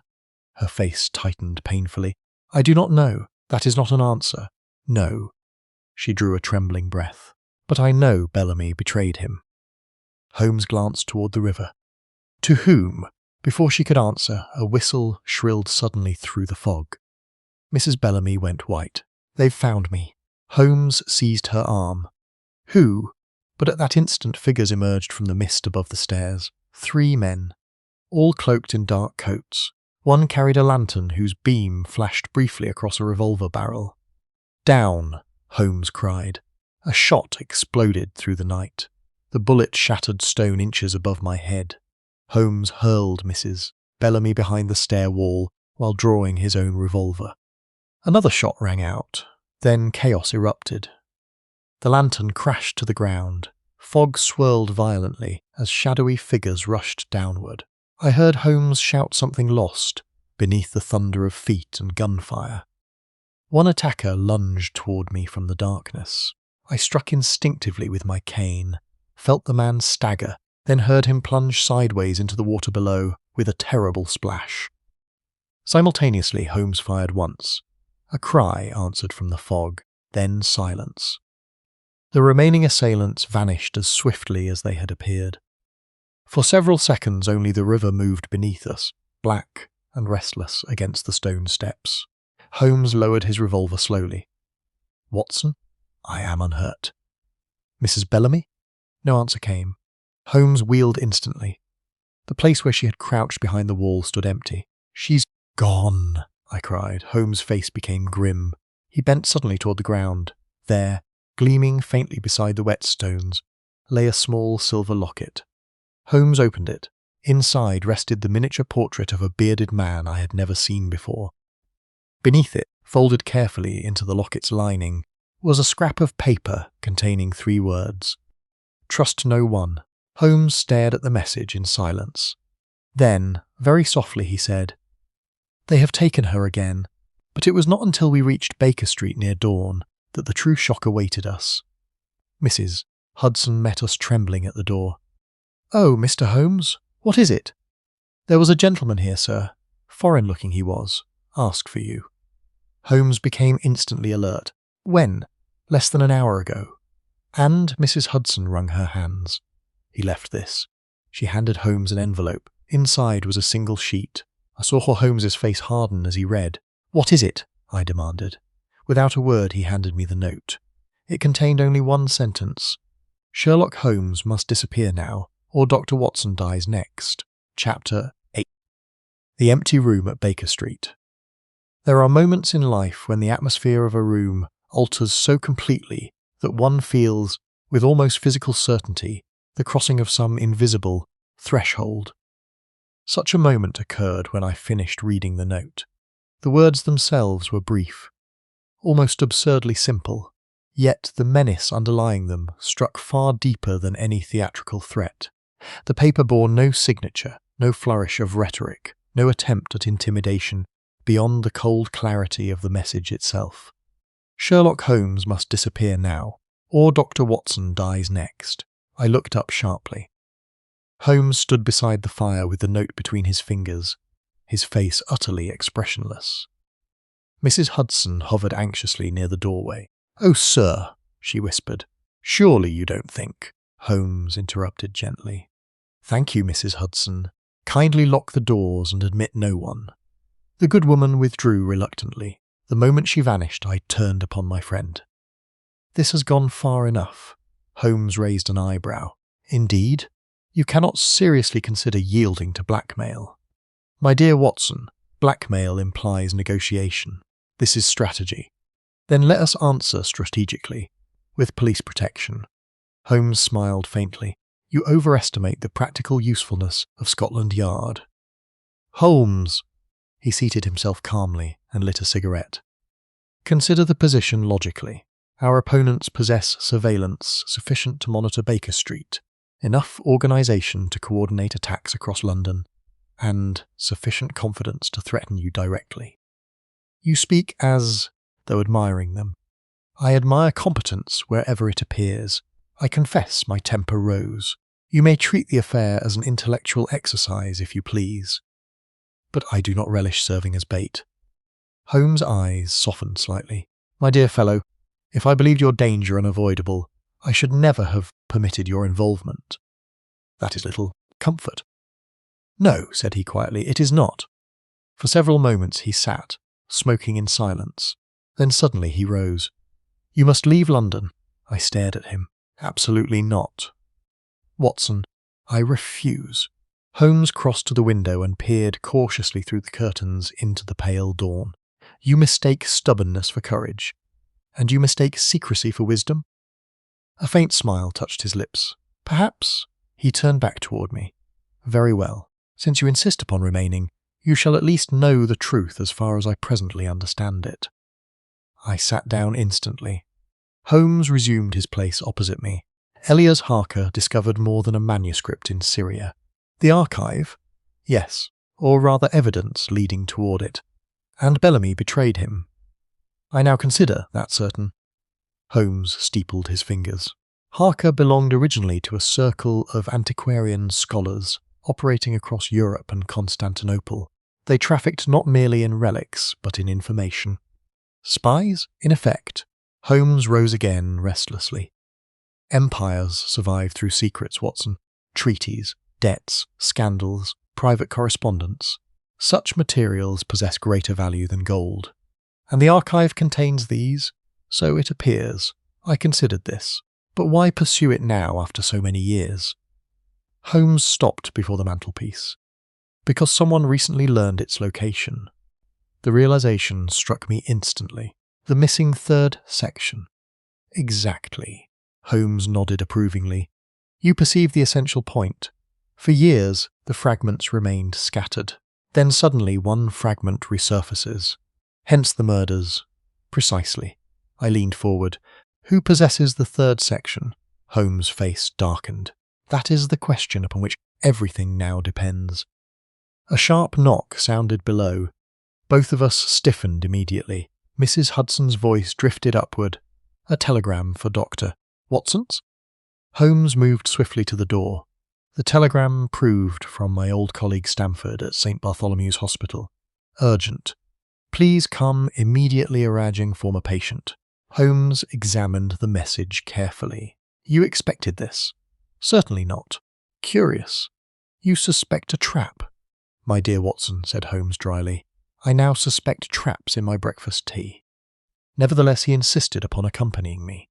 The morning streets were crowded despite the lingering fog, and several times I noticed Holmes glance sharply behind us, as though searching for followers. At St. Bartholomew's we found Stamford waiting near the surgical ward. You came quickly, said he. What is the matter? A woman asking for you. For me? Yes. She refused to give her name. Holmes's eyes narrowed instantly. Where is she? Stamford pointed toward a private examination room. She appeared extremely distressed. Holmes and I exchanged a glance before entering cautiously. The woman waiting inside rose abruptly. To my astonishment, it was Mrs. Bellamy. Her grey cloak was soaked with rain, and dark circles shadowed her exhausted eyes. Thank heaven, she whispered. I feared they had reached you first. Holmes closed the door immediately. You escaped. Barely. How? One of the men fell into the river during the attack. In the confusion I ran. Holmes studied her sharply. You came here because... She looked toward me. Because, Doctor, Watson was once an army surgeon. I could confess my bewilderment deepened. You are in... Not I. She hesitated. There is someone else. Holmes' expression hardened. Whom? A man hidden near Limehouse. He was wounded last night. One of the attackers? No. Then who? Mrs. Bellamy drew a trembling breath. The man from the locket. Holmes became perfectly still. You know him. Name? She lowered her voice. Gabriel Vale. The name plainly affected Holmes. Ah, you recognize it. I encountered references yesterday in shipping records. Mrs. Bellamy nodded weakly. He was once Harker's partner, and now he is dying. Holmes stepped closer instantly. You are certain? Yes. Where is he? She hesitated. If I tell you, you must promise protection. Holmes' voice became cold. Madam, protection grows increasingly theoretical. Yet after a moment he added more gently, You have my word, Mrs. Bellamy gave the address of an abandoned riverside lodging house near Limehouse Reach. Holmes' eyes flashed with sudden urgency. We go immediately. Within the hour we had crossed into the East End. The district through which we passed seemed another world, entirely from the respectable squares of Western London. Narrow alleys twisted between leaning brick buildings, blackened by soot and damp, sailors, dock labourers, and pale-faced foreigners drifted through the mist, while somewhere unseen ships' bells tolled along the river. The lodging-house stood isolated beside a decaying warehouse. Holmes halted before entering. Careful. The front door hung partly open. Inside, the building smelled of mildew and stale smoke. We ascended cautiously to the second floor where Mrs. Bellamy led us into a cramped chamber overlooking the river. A man lay upon the bed. He was perhaps 60 years of age, gaunt almost to emaciation, with a heavy beard, streaked white and deeply sunken eyes. One shoulder had been bandaged hastily, and blood stained the mattress beneath him. At our entrance he struggled upright weakly. Holmes? His voice was barely audible. Holmes moved swiftly beside the bed. You know me? I knew your reputation. The wounded man coughed painfully. Too late, perhaps. You are Gabriel Vale. Yes. Holmes examined the wound rapidly. Bullet passed through cleanly. Watson? I took over immediately while Holmes questioned the man. You were present at Shadwell Stairs? Vale nodded faintly. I tried to stop them. The attackers? Yes. Who are they? Vale's fevered eyes flickered toward Mrs. Bellamy. They belong to him. To whom? Vale's lips trembled. The Seraph. Holmes leaned closer. Name him. The old man gave a weak laugh. If I knew his true name, I'd already be dead. Holmes' face darkened. You served him once? Yes. In what capacity? Vale closed his eyes briefly. We searched for the archive together. A silence followed. Then Holmes spoke softly. And you found it? Vale opened his eyes again. No. Then why all this killing? The old man looked toward the rain-streaked window. Because Harker lied. Holmes became utterly still. What do you mean? Harker never possessed the location. Mrs. Bellamy gasped softly. But the manuscript was incomplete. Holmes' voice sharpened instantly. Then what reveals the archive? Vale coughed violently before answering. A cipher. Where? Vale stared directly at Holmes, hidden inside the manuscript itself. Holmes' eyes flashed. The Syriac text is encoded. Yes. By whom? Harker. The old man's breathing became increasingly laboured. He feared the Seraph would kill him. And Bellamy? Bellamy betrayed everyone. Holmes glanced quickly toward Mrs. Bellamy. You knew this? Tears welled suddenly in her eyes. I suspected. Vale struggled weakly upward. Listen carefully, Holmes. His voice dropped to a whisper. The Seraph already has the third fragment. Holmes stiffened. Then why pursue the others? Because each section contains part of the cipher. Without all three, the archive remains hidden. Suddenly footsteps sounded below. Heavy footsteps. Holmes wheeled toward the door instantly. Too late. The footsteps multiplied rapidly. Not one man, several. Mrs. Bellamy went white with terror. They followed me. Holmes drew his revolver. Watson, bar the door. I shoved the bolt across just as voices echoed up the staircase. Then came 3 slow knocks.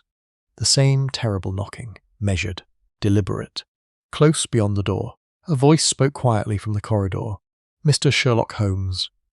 Holmes' face hardened. We are occupied. The unseen speaker laughed softly.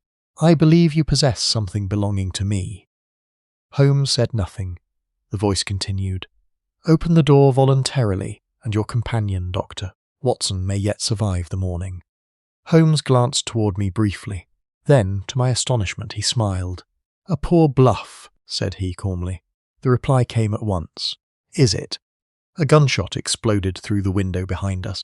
Glass shattered inward violently. Gabriel Vale cried out once, and fell back lifeless across the bed. Mrs. Bellamy screamed. Holmes spun toward the broken window, just in time to see a dark figure vanish across the rooftop opposite. Then, from beyond the bolted door came the quiet voice again. "Now, Mr. Holmes, shall we continue negotiating?" Chapter 9. The Man Called Seraph. There are occasions in life when danger descends so suddenly and completely that thought itself becomes secondary to instinct. Such was the situation in that Limehouse lodging house. Gabriel Vale lay dead upon the bed, blood spreading darkly across the blankets. Rain blew through the shattered window, while footsteps shifted outside the bolted door. Holmes alone appeared perfectly composed. He glanced once toward Vale's body, then calmly extinguished the lamp. Darkness swallowed the room. Mrs. Bellamy gave a frightened gasp. "Silence," Holmes whispered. The voice beyond the door laughed softly. "A theatrical gesture, Mr. Holmes." Holmes moved noiselessly beside the window. Another shot cracked through the darkness, splintering the door panel inches above my shoulder. Mrs. Bellamy cried out again. "Down," I hissed, dragging her behind the bed. Holmes spoke quietly into the darkness. "You overestimate your position," the unseen man answered instantly. "Do I?" Then came the heavy crash of a shoulder striking the door. Once, twice, the rotten wood groaned violently. Holmes suddenly seized my arm. The roof. Before I could reply, he had already climbed through the shattered window into the rain-swept night beyond. I followed at once, helping Mrs. Bellamy after me just as the door burst inward behind us. Voices shouted. A lantern beam slashed through the room. Then we were scrambling across the slick rooftop, while rain lashed our faces and the tempered black below like moving oil. Holmes ran with astonishing agility despite the dangerous footing. This way. We leapt a narrow gap between buildings and descended a slanted roof toward a fire escape. Behind us came pursuit. One of the attackers fired wildly. The bullet ricocheted from brick near Holmes' head. "Careful, Watson!" We reached the iron stairs and descended rapidly into an alley thick with fog and smoke from nearby factories. Holmes turned sharply twice, through twisting passages clearly familiar to him from earlier investigations. At last we emerged into a crowded dockside street where labourers and sailors still moved beneath the rain despite the late hour. Only then did Holmes slow. Mrs. Bellamy leaned heavily against the wall, breathing hard. "They'll keep hunting us." "Yes," said Holmes quietly. "That is now unavoidable." I stared back toward the maze of alleys behind us. "Who are these men?" Holmes' expression became grim. "The servants of a highly disciplined intelligence network." "You truly believe this Seraph directs them?" "I am now certain," Mrs. Bellamy spoke suddenly. "You have not seen him?" Holmes turned toward her. "No, he never appears twice alike." "What do you mean?" "He uses disguises constantly. Different accents, different clothes, even different posture." Holmes' eyes glinted. "Interesting. He could stand beside you in daylight, and you would never recognize him." "My dear madam," said Holmes dryly, "that is a possibility which has occurred to me." We found temporary refuge in the rear room of a riverside tavern, known to Holmes through former inquiries. The proprietor, a scarred ex-prizefighter named Mullins, admitted us without question.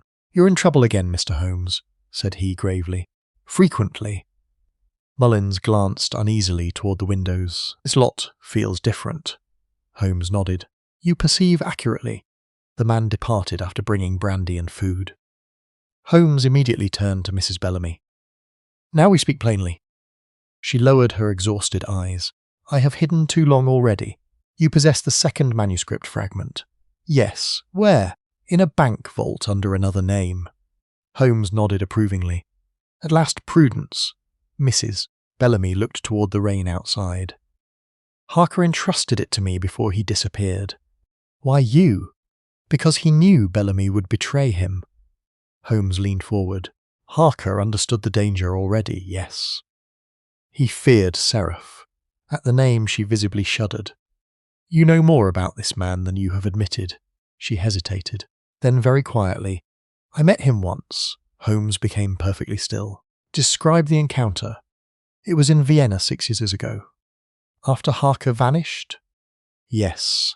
She clasped her trembling hands together. He approached me in a hotel garden, perfectly polite, perfectly calm. What did he want? The manuscript fragment. And when you refused, he smiled. Her voice dropped lower. He told me that eventually everyone serves him, through greed, fear, or grief. A silence followed. Holmes' face had grown unusually hard. Did he give a name? No. Appearance? Average height. Grey eyes, perhaps. Nothing distinctive. Holmes sighed softly. A professional chameleon. Mrs. Bellamy looked toward him suddenly. You are beginning to understand now. Yes. He already controls men inside the docks, shipping offices, hotels, even the police, perhaps. Lestrade would have exploded at such a suggestion, but Holmes merely nodded thoughtfully. Entirely plausible. I could restrain myself no longer. But what is the purpose of all this, even if the archive exists?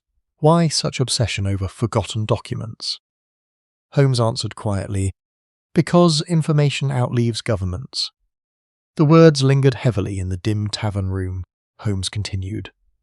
Imagine correspondence capable of ruining diplomats, exposing financiers, blackmailing aristocrats, implicating military officials across Europe.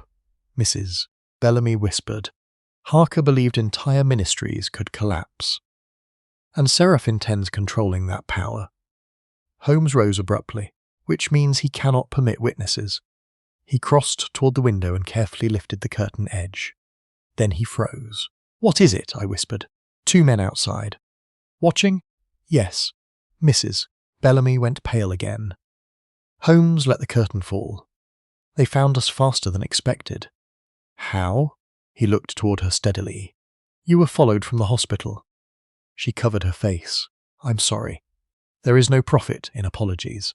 Holmes paced slowly. At present, Seraph possesses 1 manuscript fragment. You possess another. Bellamy's stolen section likely became the 3rd. I frowned. Then he already has all 3. No, Holmes replied instantly. Otherwise we would already be dead. The logic struck me at once. He still requires something else. Precisely. Mrs. Bellamy looked up sharply. The key. Holmes turned. There is another cipher? She nodded reluctantly. Harker feared even divided manuscripts were insufficient protection. He created a final translation key. Where? I do not know. Holmes studied her face carefully. But you suspect. She hesitated too long. My dear madam, Holmes said softly, Vale died because of these secrets. More deaths will follow unless concealment ends now. At last she whispered. Harker hid the key in London before leaving for Syria. Where? He never told me directly. Only once he mentioned a phrase repeatedly. What phrase? She closed her eyes briefly. The dead keep perfect records. Holmes's expression altered instantly. Ah, you know what it means, I cried. Possibly. Holmes seized his coat at once. We leave immediately. Where are we going? He looked toward me with sudden fierce excitement. To the one place in London where the dead indeed keep records. The realization struck me at once. St. Bartholomew's? No. Holmes smiled thinly. Highgate Cemetery. Rain still fell heavily as we departed through the tavern's rear entrance. Holmes led us by obscure alleys and river passages, clearly chosen to evade pursuit. Twice he halted suddenly to observe the streets behind us, and once he changed our cab midway through the journey without explanation. At length we reached Highgate shortly before dawn. The cemetery loomed beneath the rain like some vast Gothic city of the dead. Rows of dripping monuments, angels blackened by soot, and towering mausoleums vanishing into mist. Holmes moved rapidly among the paths with surprising certainty. You know where you're going? I believe so. How? Harker adored symbolism, Mrs. Bellamy whispered anxiously. What if Seraph already knows? Then we are already too late. We descended toward the older eastern section where neglected tombs leaned crooked beneath overgrown ivy. At last Holmes halted before a weathered mausoleum bearing the inscription. Elias Harker born 1849, presumed lost in Syria 1889, I stared. He had a tomb? An empty one, Holmes replied quietly. Mrs. Bellamy shivered. Harker arranged it before departing. Holmes examined the structure carefully. Then suddenly he knelt beside the stone steps. Here, a tiny iron compartment lay concealed beneath the moss-covered base. Holmes pried it open using his pocket-knife. Inside rested a small brass cylinder. Mrs. Bellamy gave a broken whisper. The key. Holmes unscrewed the cylinder carefully.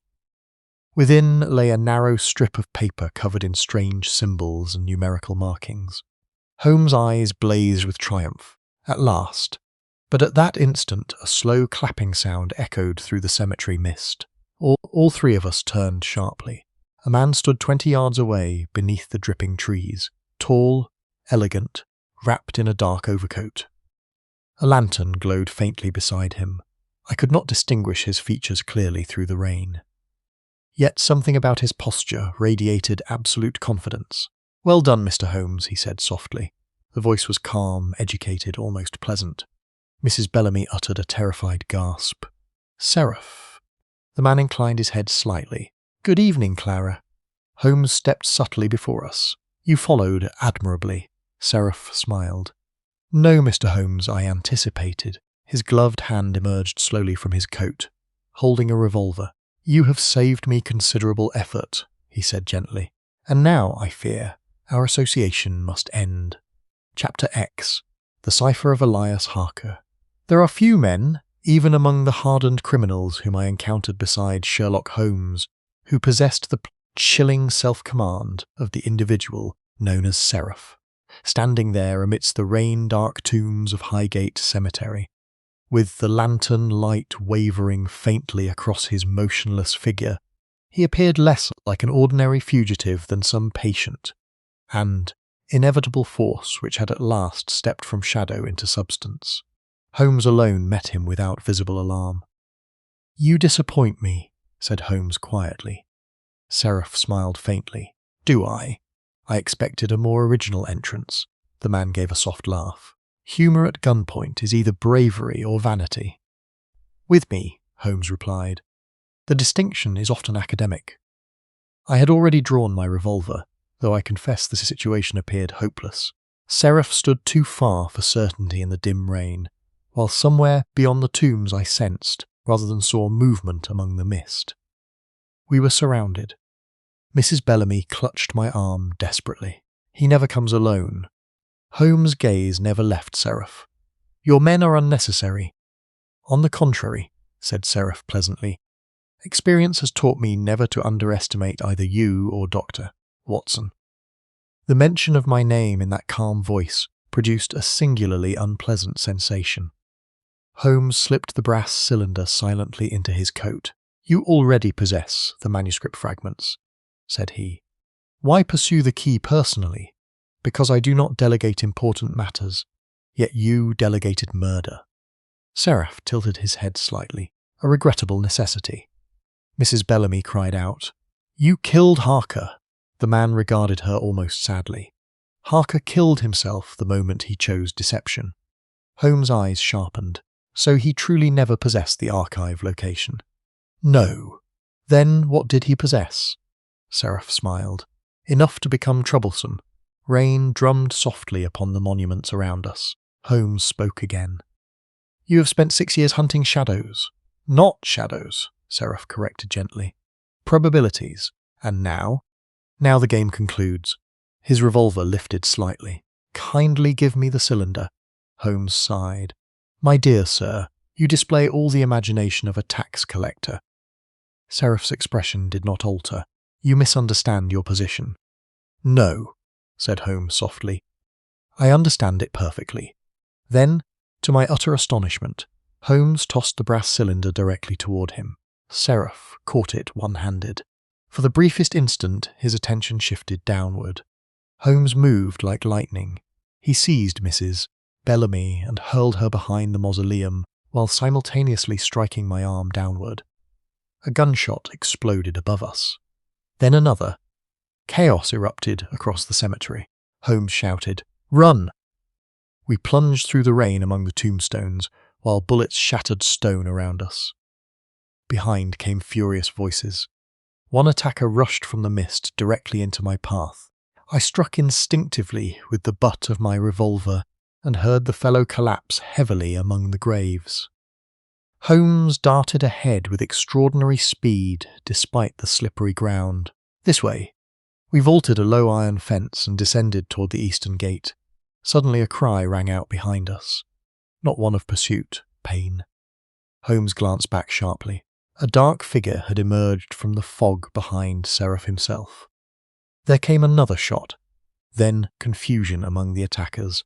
For one incredible instant I saw Seraph stagger. "Interesting," Holmes murmured. "Who fired? I cannot yet imagine." But the interruption proved sufficient. We reached the outer road and vanished into the rain-soaked streets beyond before pursuit reorganized itself. Only when we had crossed nearly half a mile of deserted lanes did Holmes finally halt beneath a railway bridge. Mrs. Bellamy leaned weakly against the wall, pale with exhaustion. "You gave him the key?" Holmes smiled faintly. "Did I?" From his inner pocket, he calmly produced the brass cylinder. I stared in amazement. "The real one?" "Naturally." "Then what did you throw?" Holmes withdrew another object from his coat, a cigar tube of nearly identical appearance. "My dear Watson, preparedness is the soul of survival." Mrs. Bellamy gave a faint hysterical laugh. "For the first time," she whispered. "I begin to understand why men fear you." Holmes ignored the compliment entirely. Instead, he examined the cylinder beneath the dim railway lamp. "At last," said he softly, "we may discover what Harker concealed." He unscrewed the compartment carefully. Inside lay the coded strip we had already seen. Holmes unfolded it fully now for the first time. The markings consisted of Syriac characters, interspersed with columns of numbers and peculiar geometric symbols. I peered over his shoulder helplessly. "It means nothing to me, nor should it." Holmes' eyes gleamed. "This is not language alone. It is positional encoding." Mrs. Bellamy frowned. "Harker devised it during our travels in Constantinople." Holmes looked up sharply. "You assisted him, a little. Then, perhaps, you can answer something." "What?" Holmes pointed toward one recurring symbol, resembling a crooked star. "This appears repeatedly beside numerical references. What did it signify?" She stared at it. Then suddenly her face changed. "The monastery." "What monastery?" "The ruins near Aleppo where Harker found the manuscript." Holmes became intensely alert. "Continue." "There was a mosaic upon the monastery floor. Harker copied symbols from it constantly." Holmes' expression sharpened further. "The cipher key derives from the mosaic." "Yes." He folded the paper thoughtfully. "Excellent. I confess my bewilderment grew complete. You can decipher it?" "Not entirely yet." "Then what now?" Holmes glanced toward the paling eastern sky. "Now we require Bellamy." Mrs. Bellamy recoiled instantly. "No. He alone may know enough about the manuscript structure to complete translation. He cannot be trusted." "Undoubtedly not." Holmes replaced the cylinder inside his coat. "Nevertheless, he remains essential." We returned cautiously toward Baker Street shortly after dawn. London emerged slowly from rain and fog as milk carts rattled through the streets and weary labourers drifted toward factories beneath the grey morning sky. Yet Holmes remained deeply thoughtful. "You are troubled," I observed. "Yes, by Seraph? Partly." Holmes lit a cigarette. "The shot at Highgate interests me profoundly." "The unknown gunman?" "Precisely." "You think one of Seraph's own men turned against him?" "Possible." Holmes' eyes narrowed. "Or someone else hunts him independently." Mrs. Bellamy whispered. "Moberly." Holmes glanced toward her. "Ah, you think him capable?" "Yes." Holmes smoked in silence for several moments. "My dear madam, I begin increasingly to suspect Mr. Lionel Moberly possesses motives far deeper than loyalty to Harker. When we reached Baker Street, Lestrade awaited us in furious agitation. "Where the devil have you been?" "Exploring cemeteries," said Holmes pleasantly. The inspector stared. "I've half the yard searching London for you." "How flattering." Lestrade slammed a newspaper upon the table. "You'd better look at that." The morning edition carried a bold headline: "Mysterious shooting in Highgate Police Suspect." Forum gang activity. Holmes skimmed it briefly. "Exaggerated as usual." Lestrade pointed angrily toward Mrs. Bellamy. "And who's this lady?" Holmes removed his coat calmly. "The late Mrs. Bellamy." Lestrade's jaw literally dropped. "You can't mean—" "I do." The inspector sank heavily into a chair. "I'm getting too old for this." Holmes handed him the brass cylinder. Lestrade blinked. "What's this?" "The reason 3 people are dead and several more soon may be." The inspector examined the coded strip helplessly. "It looks like a drunken spider crawled through ink. An apt description." Lestrade looked up sharply. "Can you read it?" "Partially." "And what does it reveal?" Holmes' expression grew grave. "A location in London." "Where?" "I am not yet certain." Lestrade rubbed his forehead miserably. "Well, that's comforting."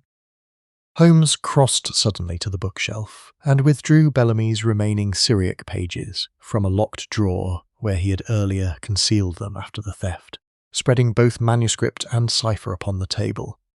He bent over them with extraordinary concentration. For nearly an hour no one spoke. At last Holmes straightened abruptly. "Ah!" Lestrade nearly jumped from his chair. "What?" Holmes pointed toward a line of translated symbols. "The archive was never hidden in a building." "Then where?" Holmes's face had become very pale. "Underground." A silence followed. Mrs. Bellamy whispered, "Under London?" "Yes." Holmes traced another passage rapidly, specifically beneath. He stopped suddenly. "What is it?" I demanded. Holmes stared fixedly at the decoded text. Then he laughed once, a short humourless sound. "My dear Watson," said he quietly, "our adversary's brilliance exceeds even my expectations." "Why?" Holmes looked slowly upward. "Because the archive has been hidden for 40 years in the one place no one would ever think to search." Lestrade leaned forward impatiently. "Where?" Holmes folded the papers carefully. "Scotland Yard." Chapter 11. Beneath Scotland Yard. Had Holmes suddenly announced that the crown jewels were concealed beneath the Thames, he could scarcely have produced greater astonishment than followed his final words. "Scotland Yard?" cried Lestrade. Holmes nodded calmly. "Extraordinary though it appears." The inspector stared as though uncertain whether insult or madness confronted him. "You're telling me," he said slowly, "that some secret archive capable of blackmailing half Europe has been sitting under police headquarters for 40 years. "My dear Lestrade," Holmes replied dryly, "history frequently hides itself beneath bureaucracy." Lestrade rose indignantly. "This is absurd, possibly." Holmes tapped the manuscript pages. "Yet the cipher refers repeatedly to construction undertaken during the river embankment expansion of 1855. That proves nothing. It also references restricted tunnels beneath the old administrative vaults." Lestrade opened his mouth, then shut it again. Holmes continued, "Consider the elegance of the concealment. No thief searches a police headquarters. No government imagines foreign intelligence buried beneath its own offices." Mrs. Bellamy spoke softly. "Harker once said the safest hiding place is the one protected by routine." Holmes inclined his head approvingly. "Precisely." Lestrade still looked unconvinced. "And Seraph knows this?" Holmes' expression darkened. "I fear he now knows nearly everything." A heavy silence settled over the room. Then I asked the question troubling me most deeply. What exactly is contained within this archive? Holmes drew thoughtfully upon his cigarette before replying. "From Harker's references, diplomatic letters, secret financial agreements, military correspondences, names of informants, covert transactions between European ministries and Ottoman intermediaries." "Blackmail indeed," murmured Lestrade. More than blackmail, Holmes corrected quietly. Destabilization. Mrs. Bellamy looked toward the window anxiously. If Seraph obtains it. He acquires leverage over governments. Holmes folded the cipher carefully and slipped it into his pocket, which explains the scale of his organization. Lestrade frowned. You still haven't told me who this fellow really is. Holmes smiled faintly. That omission is intentional. What? My dear Lestrade, until this morning I possessed only theories. I now possess certainty. The inspector leaned forward eagerly. Well? Holmes shook his head. Not yet, Lestrade exploded. Confound it, Holmes. People are dying while you speak in riddles. Holmes' eyes hardened instantly. And if I accuse the wrong man prematurely, more will die. The room fell silent. At last Holmes spoke again in a calmer tone. There remains one essential question unanswered. What's that? I asked. The shot at Highgate. Lestrade groaned. You're still thinking about that? Constantly. Holmes moved toward the fireplace. Someone attempted to kill Seraph. Perhaps one of his own men. No. Holmes shook his head slowly. The shot came from elevation behind the mausoleum, not from among his followers, Mrs. Bellamy whispered. Moberly. Holmes glanced sharply toward her. You are increasingly persuasive on that point. Because I know him. Holmes considered this carefully. Then, perhaps it is time we located Mr. Lionel Moberly. Lestrade snorted. We already tried. He vanished. Holmes smiled. Not vanished. Withdrawn, and the difference? Vanishing is accidental. Withdrawal is tactical. He reached for his coat abruptly. Come, Watson. Where? To speak with an undertaker. I confess my bewilderment by this stage had become nearly habitual. Nevertheless, I followed him through the crowded morning streets, while Lestrade departed reluctantly for Scotland Yard, after extracting repeated promises that Holmes would inform him before taking further action. The undertaker's establishment stood near Paddington in a narrow terrace lined with gloomy shops. Holmes entered without hesitation. The proprietor, a thin elderly man with mournful whiskers, recognised Holmes immediately. Mr. Holmes, what an honour. You handled the memorial arrangements for Elias Harker in 1889. The man blinked in surprise. Yes, though there was no burial, quite. Holmes removed a sovereign casually. I require the original records. Within minutes, dusty ledgers appeared upon the desk. Holmes examined them swiftly. Then suddenly his finger stopped. Ah, what is it? I asked. Holmes turned the book toward me. Beside Harker's name appeared the signature authorizing the memorial construction. Not Adrian Bellamy. Not Clara Bellamy. Lionel Moberly.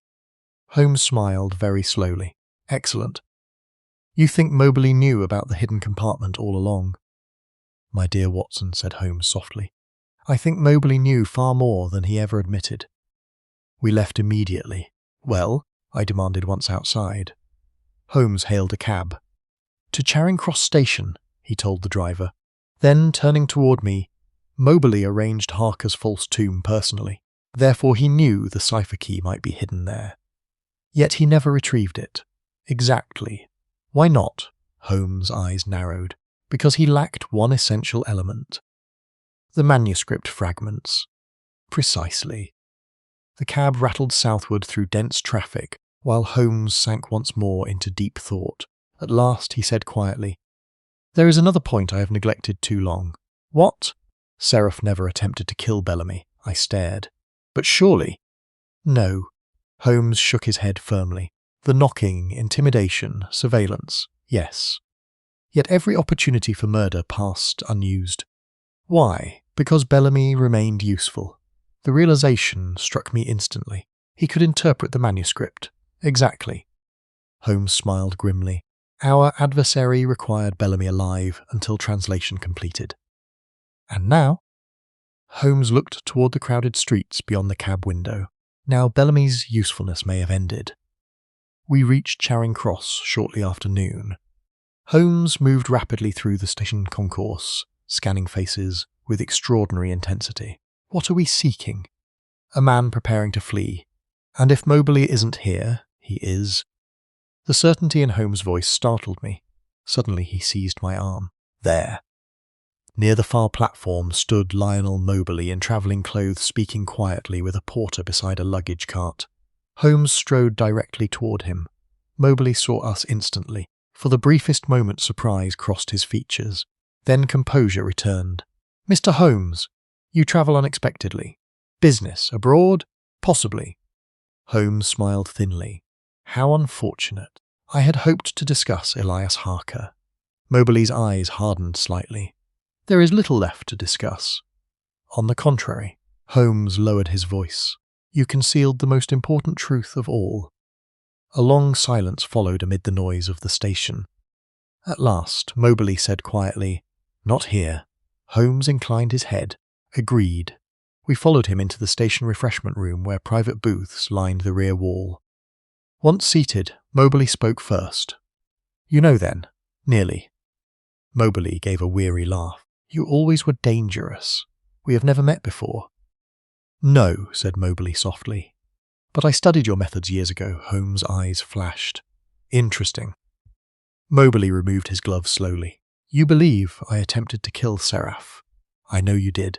And yet he survived." "Yes." Moberly looked suddenly exhausted. "He survives everything." Holmes leaned forward. "You knew him before Harker did." The older man closed his eyes briefly. "Yes." "Who is he?" Moberly looked directly at Holmes. "His real name is Daniel Erath." Holmes became perfectly still. "You are certain?" "I recruited him myself in Constantinople 20 years ago." A chill passed through me at the quiet certainty of the statement. "For what purpose?" Holmes asked. "Intelligence gathering, smuggling, political negotiations. He possessed extraordinary gifts and extraordinary ambition." Moberly nodded grimly. "He learned too quickly." Holmes' voice grew softer. "Then Seraph was never merely hunting the archive." "No." "What then?" Moberly's expression darkened profoundly. "He built the archive." Silence crashed over the booth like a physical force. Holmes' eyes narrowed to slits. "Explain." "Harker discovered fragments of Erath's hidden network years ago.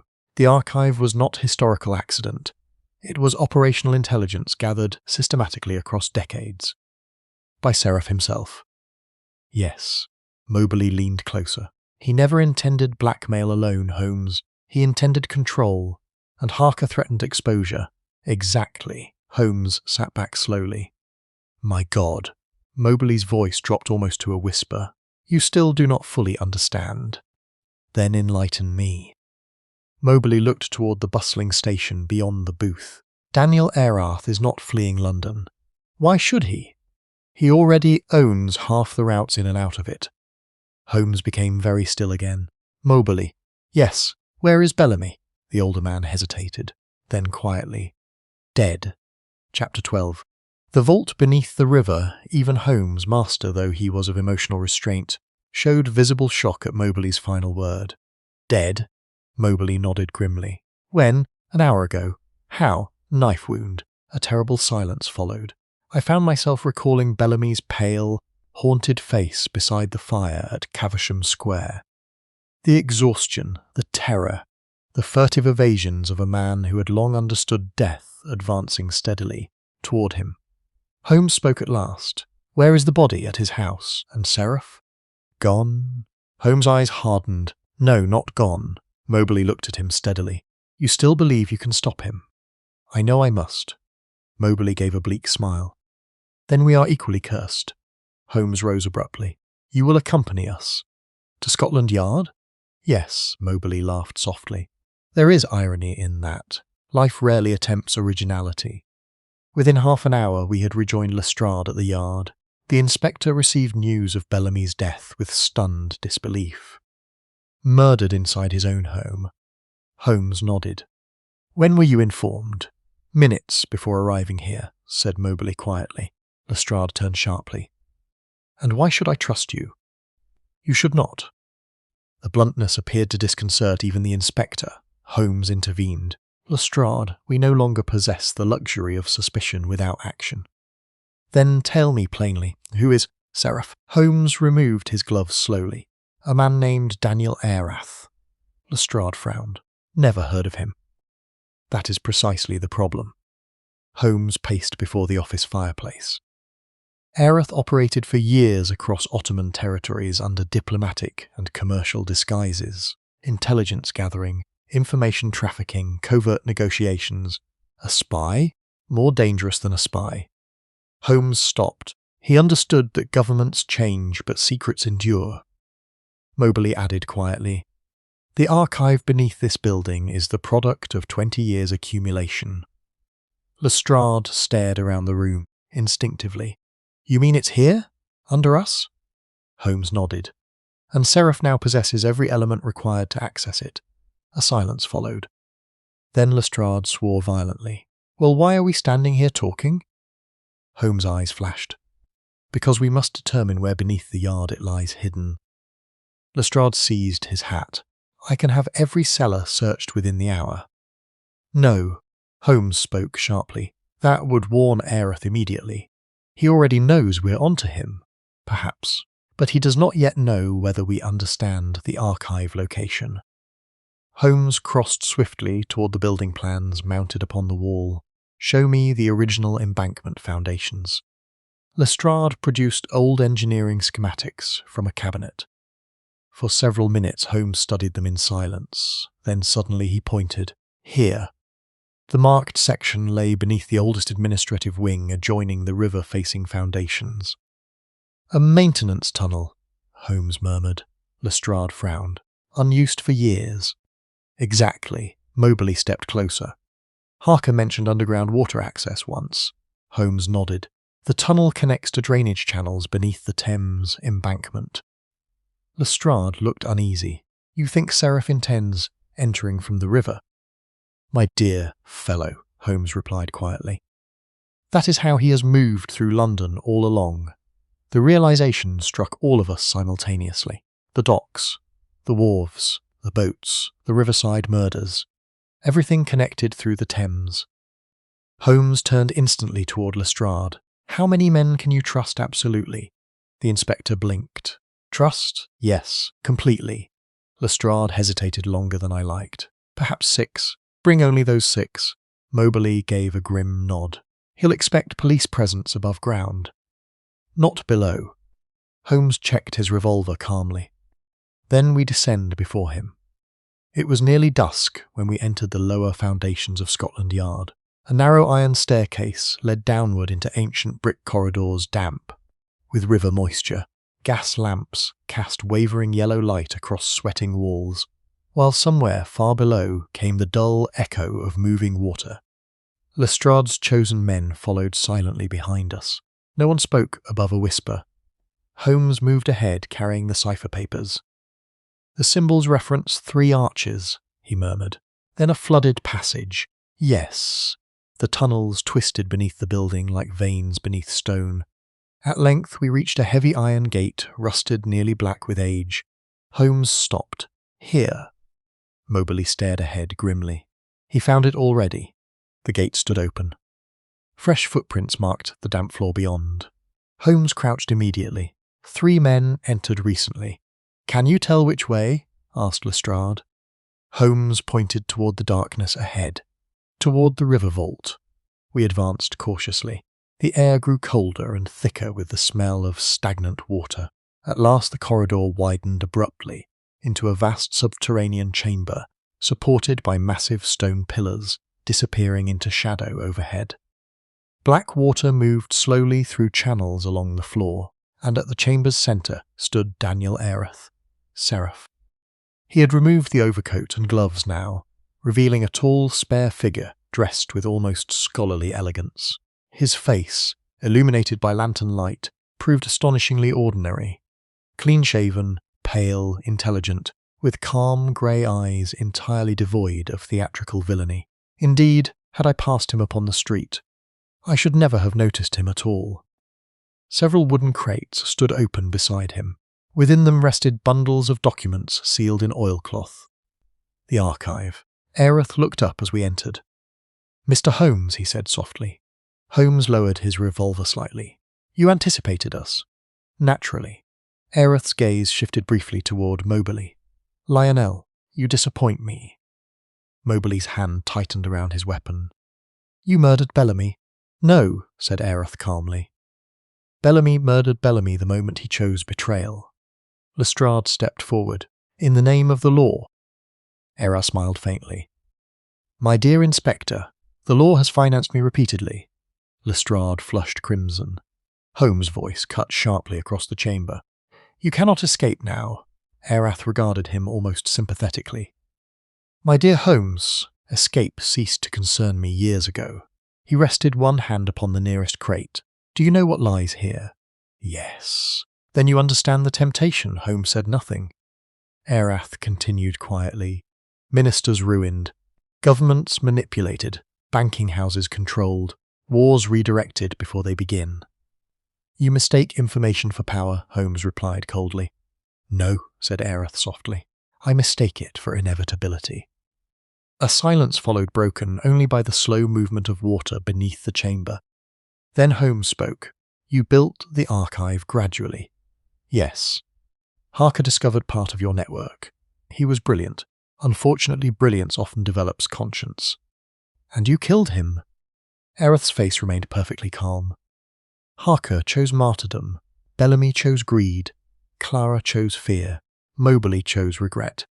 His eyes settled finally upon Holmes. "And you, Mr. Holmes, you chose pursuit." Holmes' revolver remained steady. "Enough philosophy." Erath sighed softly. "I had hoped for better." Then, with astonishing suddenness, the lantern beside him shattered. Darkness exploded across the chamber. Gunfire erupted instantly, voices shouted. A constable screamed somewhere among the pillars.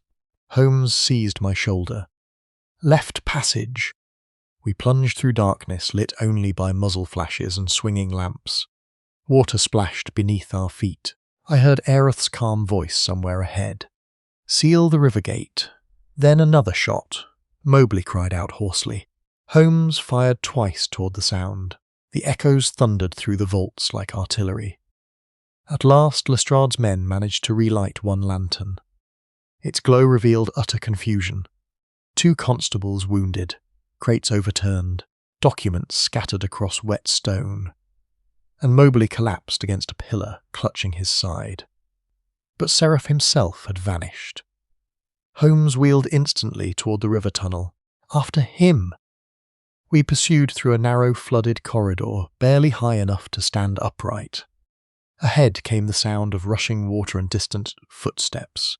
Then suddenly the tunnel opened upon a hidden dock beneath the embankment. A small steam launch waited there. Erath stood aboard it calmly beneath the rain, filtering through the grating overhead. He looked almost serene.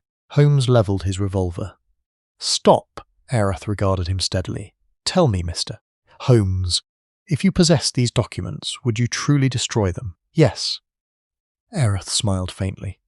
"I do not believe you." The launch drifted backward into darkness. Holmes fired once. The bullet struck the railing beside Erath's shoulder. Then the vessel vanished beneath the tunnel arch into the blackness of the Thames. For several moments no one moved. Rain dripped steadily through the iron grates overhead. At last Lestrade arrived breathless behind us. "Well?" Holmes lowered the revolver slowly. "He's escaped." Lestrade cursed bitterly. "But the archive?" Holmes turned back toward the flooded chamber. "Most of it remains." Mobley was carried out alive, though gravely wounded. The documents themselves occupied Scotland Yard for months afterward, and even then, I doubt the authorities fully comprehended the breadth of information hidden within them. As for Daniel Erath, no trace of him was ever conclusively discovered. Some claimed he drowned attempting escape through the river tunnels. Others reported sightings in Constantinople, Vienna, or Alexandria under various names. Holmes himself never entirely accepted the man's death. Indeed, several weeks later, while seated once more beside our familiar fire at Baker Street, I ventured to ask him directly. "You still think Seraph lives?" Holmes filled his pipe thoughtfully. "My dear Watson," said he quietly, "men like Erath do not vanish." "Then you expect him to return?" Holmes gazed out toward the fog drifting beyond Baker Street. "I expect," said he softly, that somewhere at this very moment he is already building another archive. And with that curious remark he reached for his violin and began to play while the London fog closed thickly against the windows once again. Chapter 13. The final knock. Although the principal events connected with the affair of the Veiled Serpent concluded beneath the foundations of Scotland Yard, there remains one final episode which I cannot omit if this narrative is to present the complete truth. Indeed, it was this last strange occurrence, small in action yet immense in implication, which left the deepest impression upon my mind. 3 weeks had passed since the confrontation in the river vaults. London had resumed its ordinary rhythms. Newspapers gradually abandoned their sensational speculations regarding foreign conspiracies and secret political archives in favour of fresh scandals better suited to public appetite. Lestrade, though privately furious at Seraph's escape, publicly accepted official commendations for recovering the hidden documents. Mrs. Bellamy departed quietly for the continent, under discreet protection arranged through Holmes' private connections. Moberly survived his wounds, though barely, and vanished thereafter into obscure retirement somewhere along the southern coast. As for Holmes, he appeared outwardly unchanged, yet I observed subtle indications that the case lingered deeply in his thoughts. He smoked more heavily than usual. He played long melancholy passages upon the violin late into the night, and twice I surprised him examining the recovered ivory buttons with an expression not of triumph, but calculation. One bleak November evening, shortly after 10 o'clock, I found him seated motionless beside the fire, while rain swept against the windows of Baker Street. "You are thinking of Erath again," said I. Holmes did not immediately answer. "At times," he murmured, "one encounters an adversary who represents not merely criminality, but method. You believe him unique?" "No." Holmes leaned back slowly. "That is precisely what troubles me."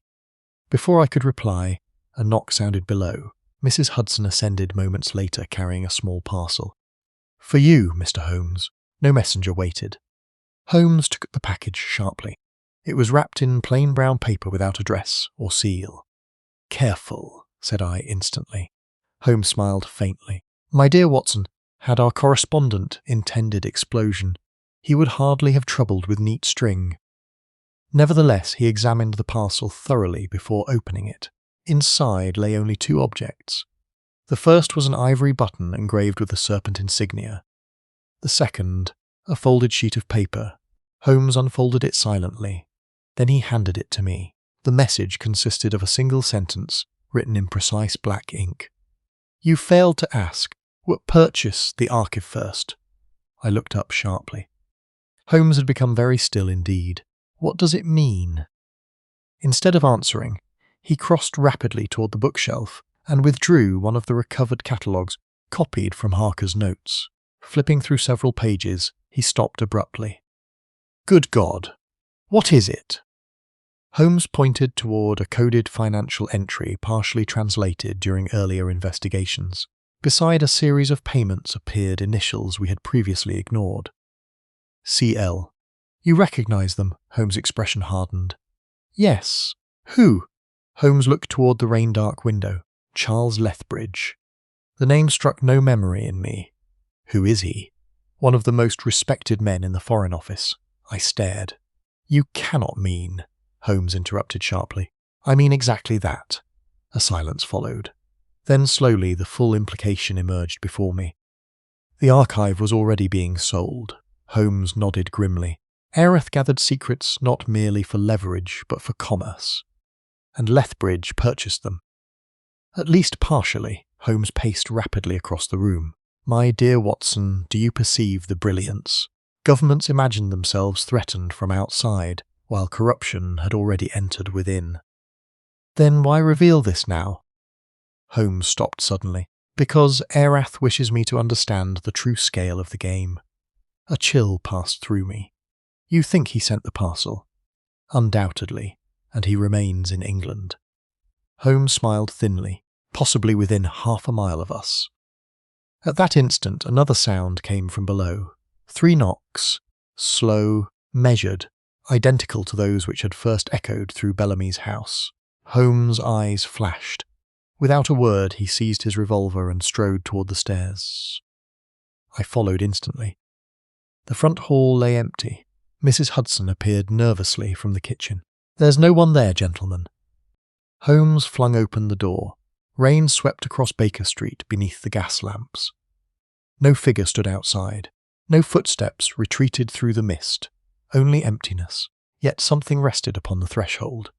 A small black leather notebook. Holmes stooped swiftly and picked it up. Inside were names, dozens of names, politicians, bankers, military officers, diplomats. Beside each appeared dates, sums of money, and cryptic references. Holmes' face became pale as death. "This," he whispered, "is only a fragment of the archive?" "Yes." I stared at him. He left it deliberately. "Of course." Holmes turned several more pages, then abruptly stopped. "What is it?" Without answering, he handed me the notebook. Near the back appeared one final entry, written in fresh ink. Sherlock Holmes. Observation continues. For perhaps the first time in our long friendship, I saw genuine anger in Holmes. Not excitement, not admiration. Anger. He shut the notebook sharply. "Enough. What will you do?"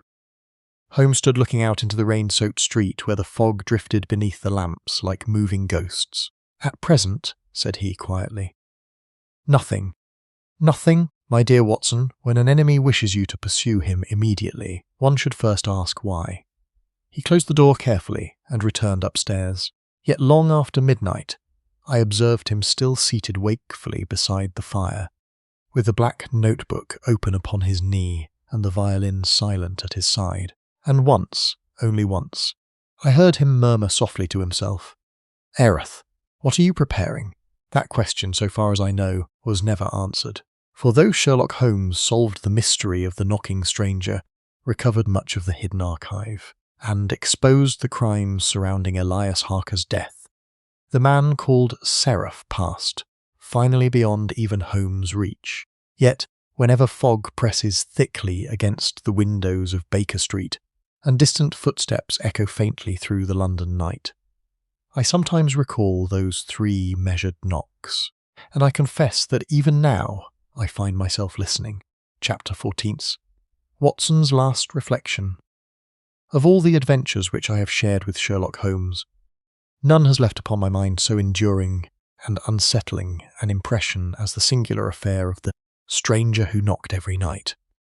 There were other cases more violent, others perhaps more ingenious in their mechanical execution, yet this one alone carried with it the peculiar sensation that our victory, though genuine, remained incomplete, as though we had closed one door only to hear another opening somewhere far beyond our sight. Several months passed after the arrival of the black notebook. Winter descended fully upon London. Snow gathered along the curbs of Baker Street. Chimney smoke drifted low above the rooftops, and the city settled into that strange, muffled stillness peculiar to cold weather. Holmes resumed outwardly ordinary habits. He accepted new clients. He quarrelled with violinists in the newspapers. He spent 2 absurd days disguised as a bookseller in Clerkenwell, pursuing a fraudulent medium. Yet beneath these familiar routines I sensed continual vigilance. More than once I observed him, pausing suddenly beside windows to examine the street below. Twice he interrupted conversations midway in order to inspect anonymous letters before placing them unopened into the fire. And always the black notebook remained locked inside his desk. One January evening, after returning from a medical consultation in Kensington, I found Holmes seated at the table surrounded by documents from the Foreign Office. "You appear industrious," said I, "dangerously so." He handed me a newspaper clipping. The article concerned the abrupt resignation of Sir Charles Lethbridge due to exhaustion and declining health. "You think Erith forced his resignation?" Holmes lit his pipe thoughtfully. "I think Lethbridge received a private reminder that secrets age poorly. And the government? Governments prefer quiet decay to public scandal. He leaned back. The archive frightened them more than they admitted. I glanced toward the locked desk. You still examine those records? Constantly. And have you learned more? Holmes smiled without humour. Far too much. Before I could inquire further, a messenger arrived from Scotland Yard, requesting Holmes' immediate presence regarding a confidential matter. Lestrade himself awaited us there in an unusually grave state. You remember the notebook? He asked without preamble. Holmes nodded. We traced several names. And, Lestrade lowered his voice, 3 of the men listed disappeared this month. Holmes's expression did not change. Disappeared voluntarily? That's the troubling part. Lestrade swallowed. 1 turned up dead in Brussels yesterday. I felt a chill immediately. How? Strangled. The inspector hesitated. There was a symbol carved into the hotel desk beside him. Holmes' eyes narrowed. The serpent. Yes. Silence settled heavily across the office. At last, Holmes said quietly, Erith cleans his accounts. Lestrade slammed a hand upon the table. But why now? Because exposure creates liability. Holmes rose slowly. My dear Lestrade, Seraph spent decades building invisible influence. If even fragments of that structure risk discovery, he will erase every vulnerable connection. You mean murder everyone involved, if necessary. Lestrade muttered an oath. We'll never catch him.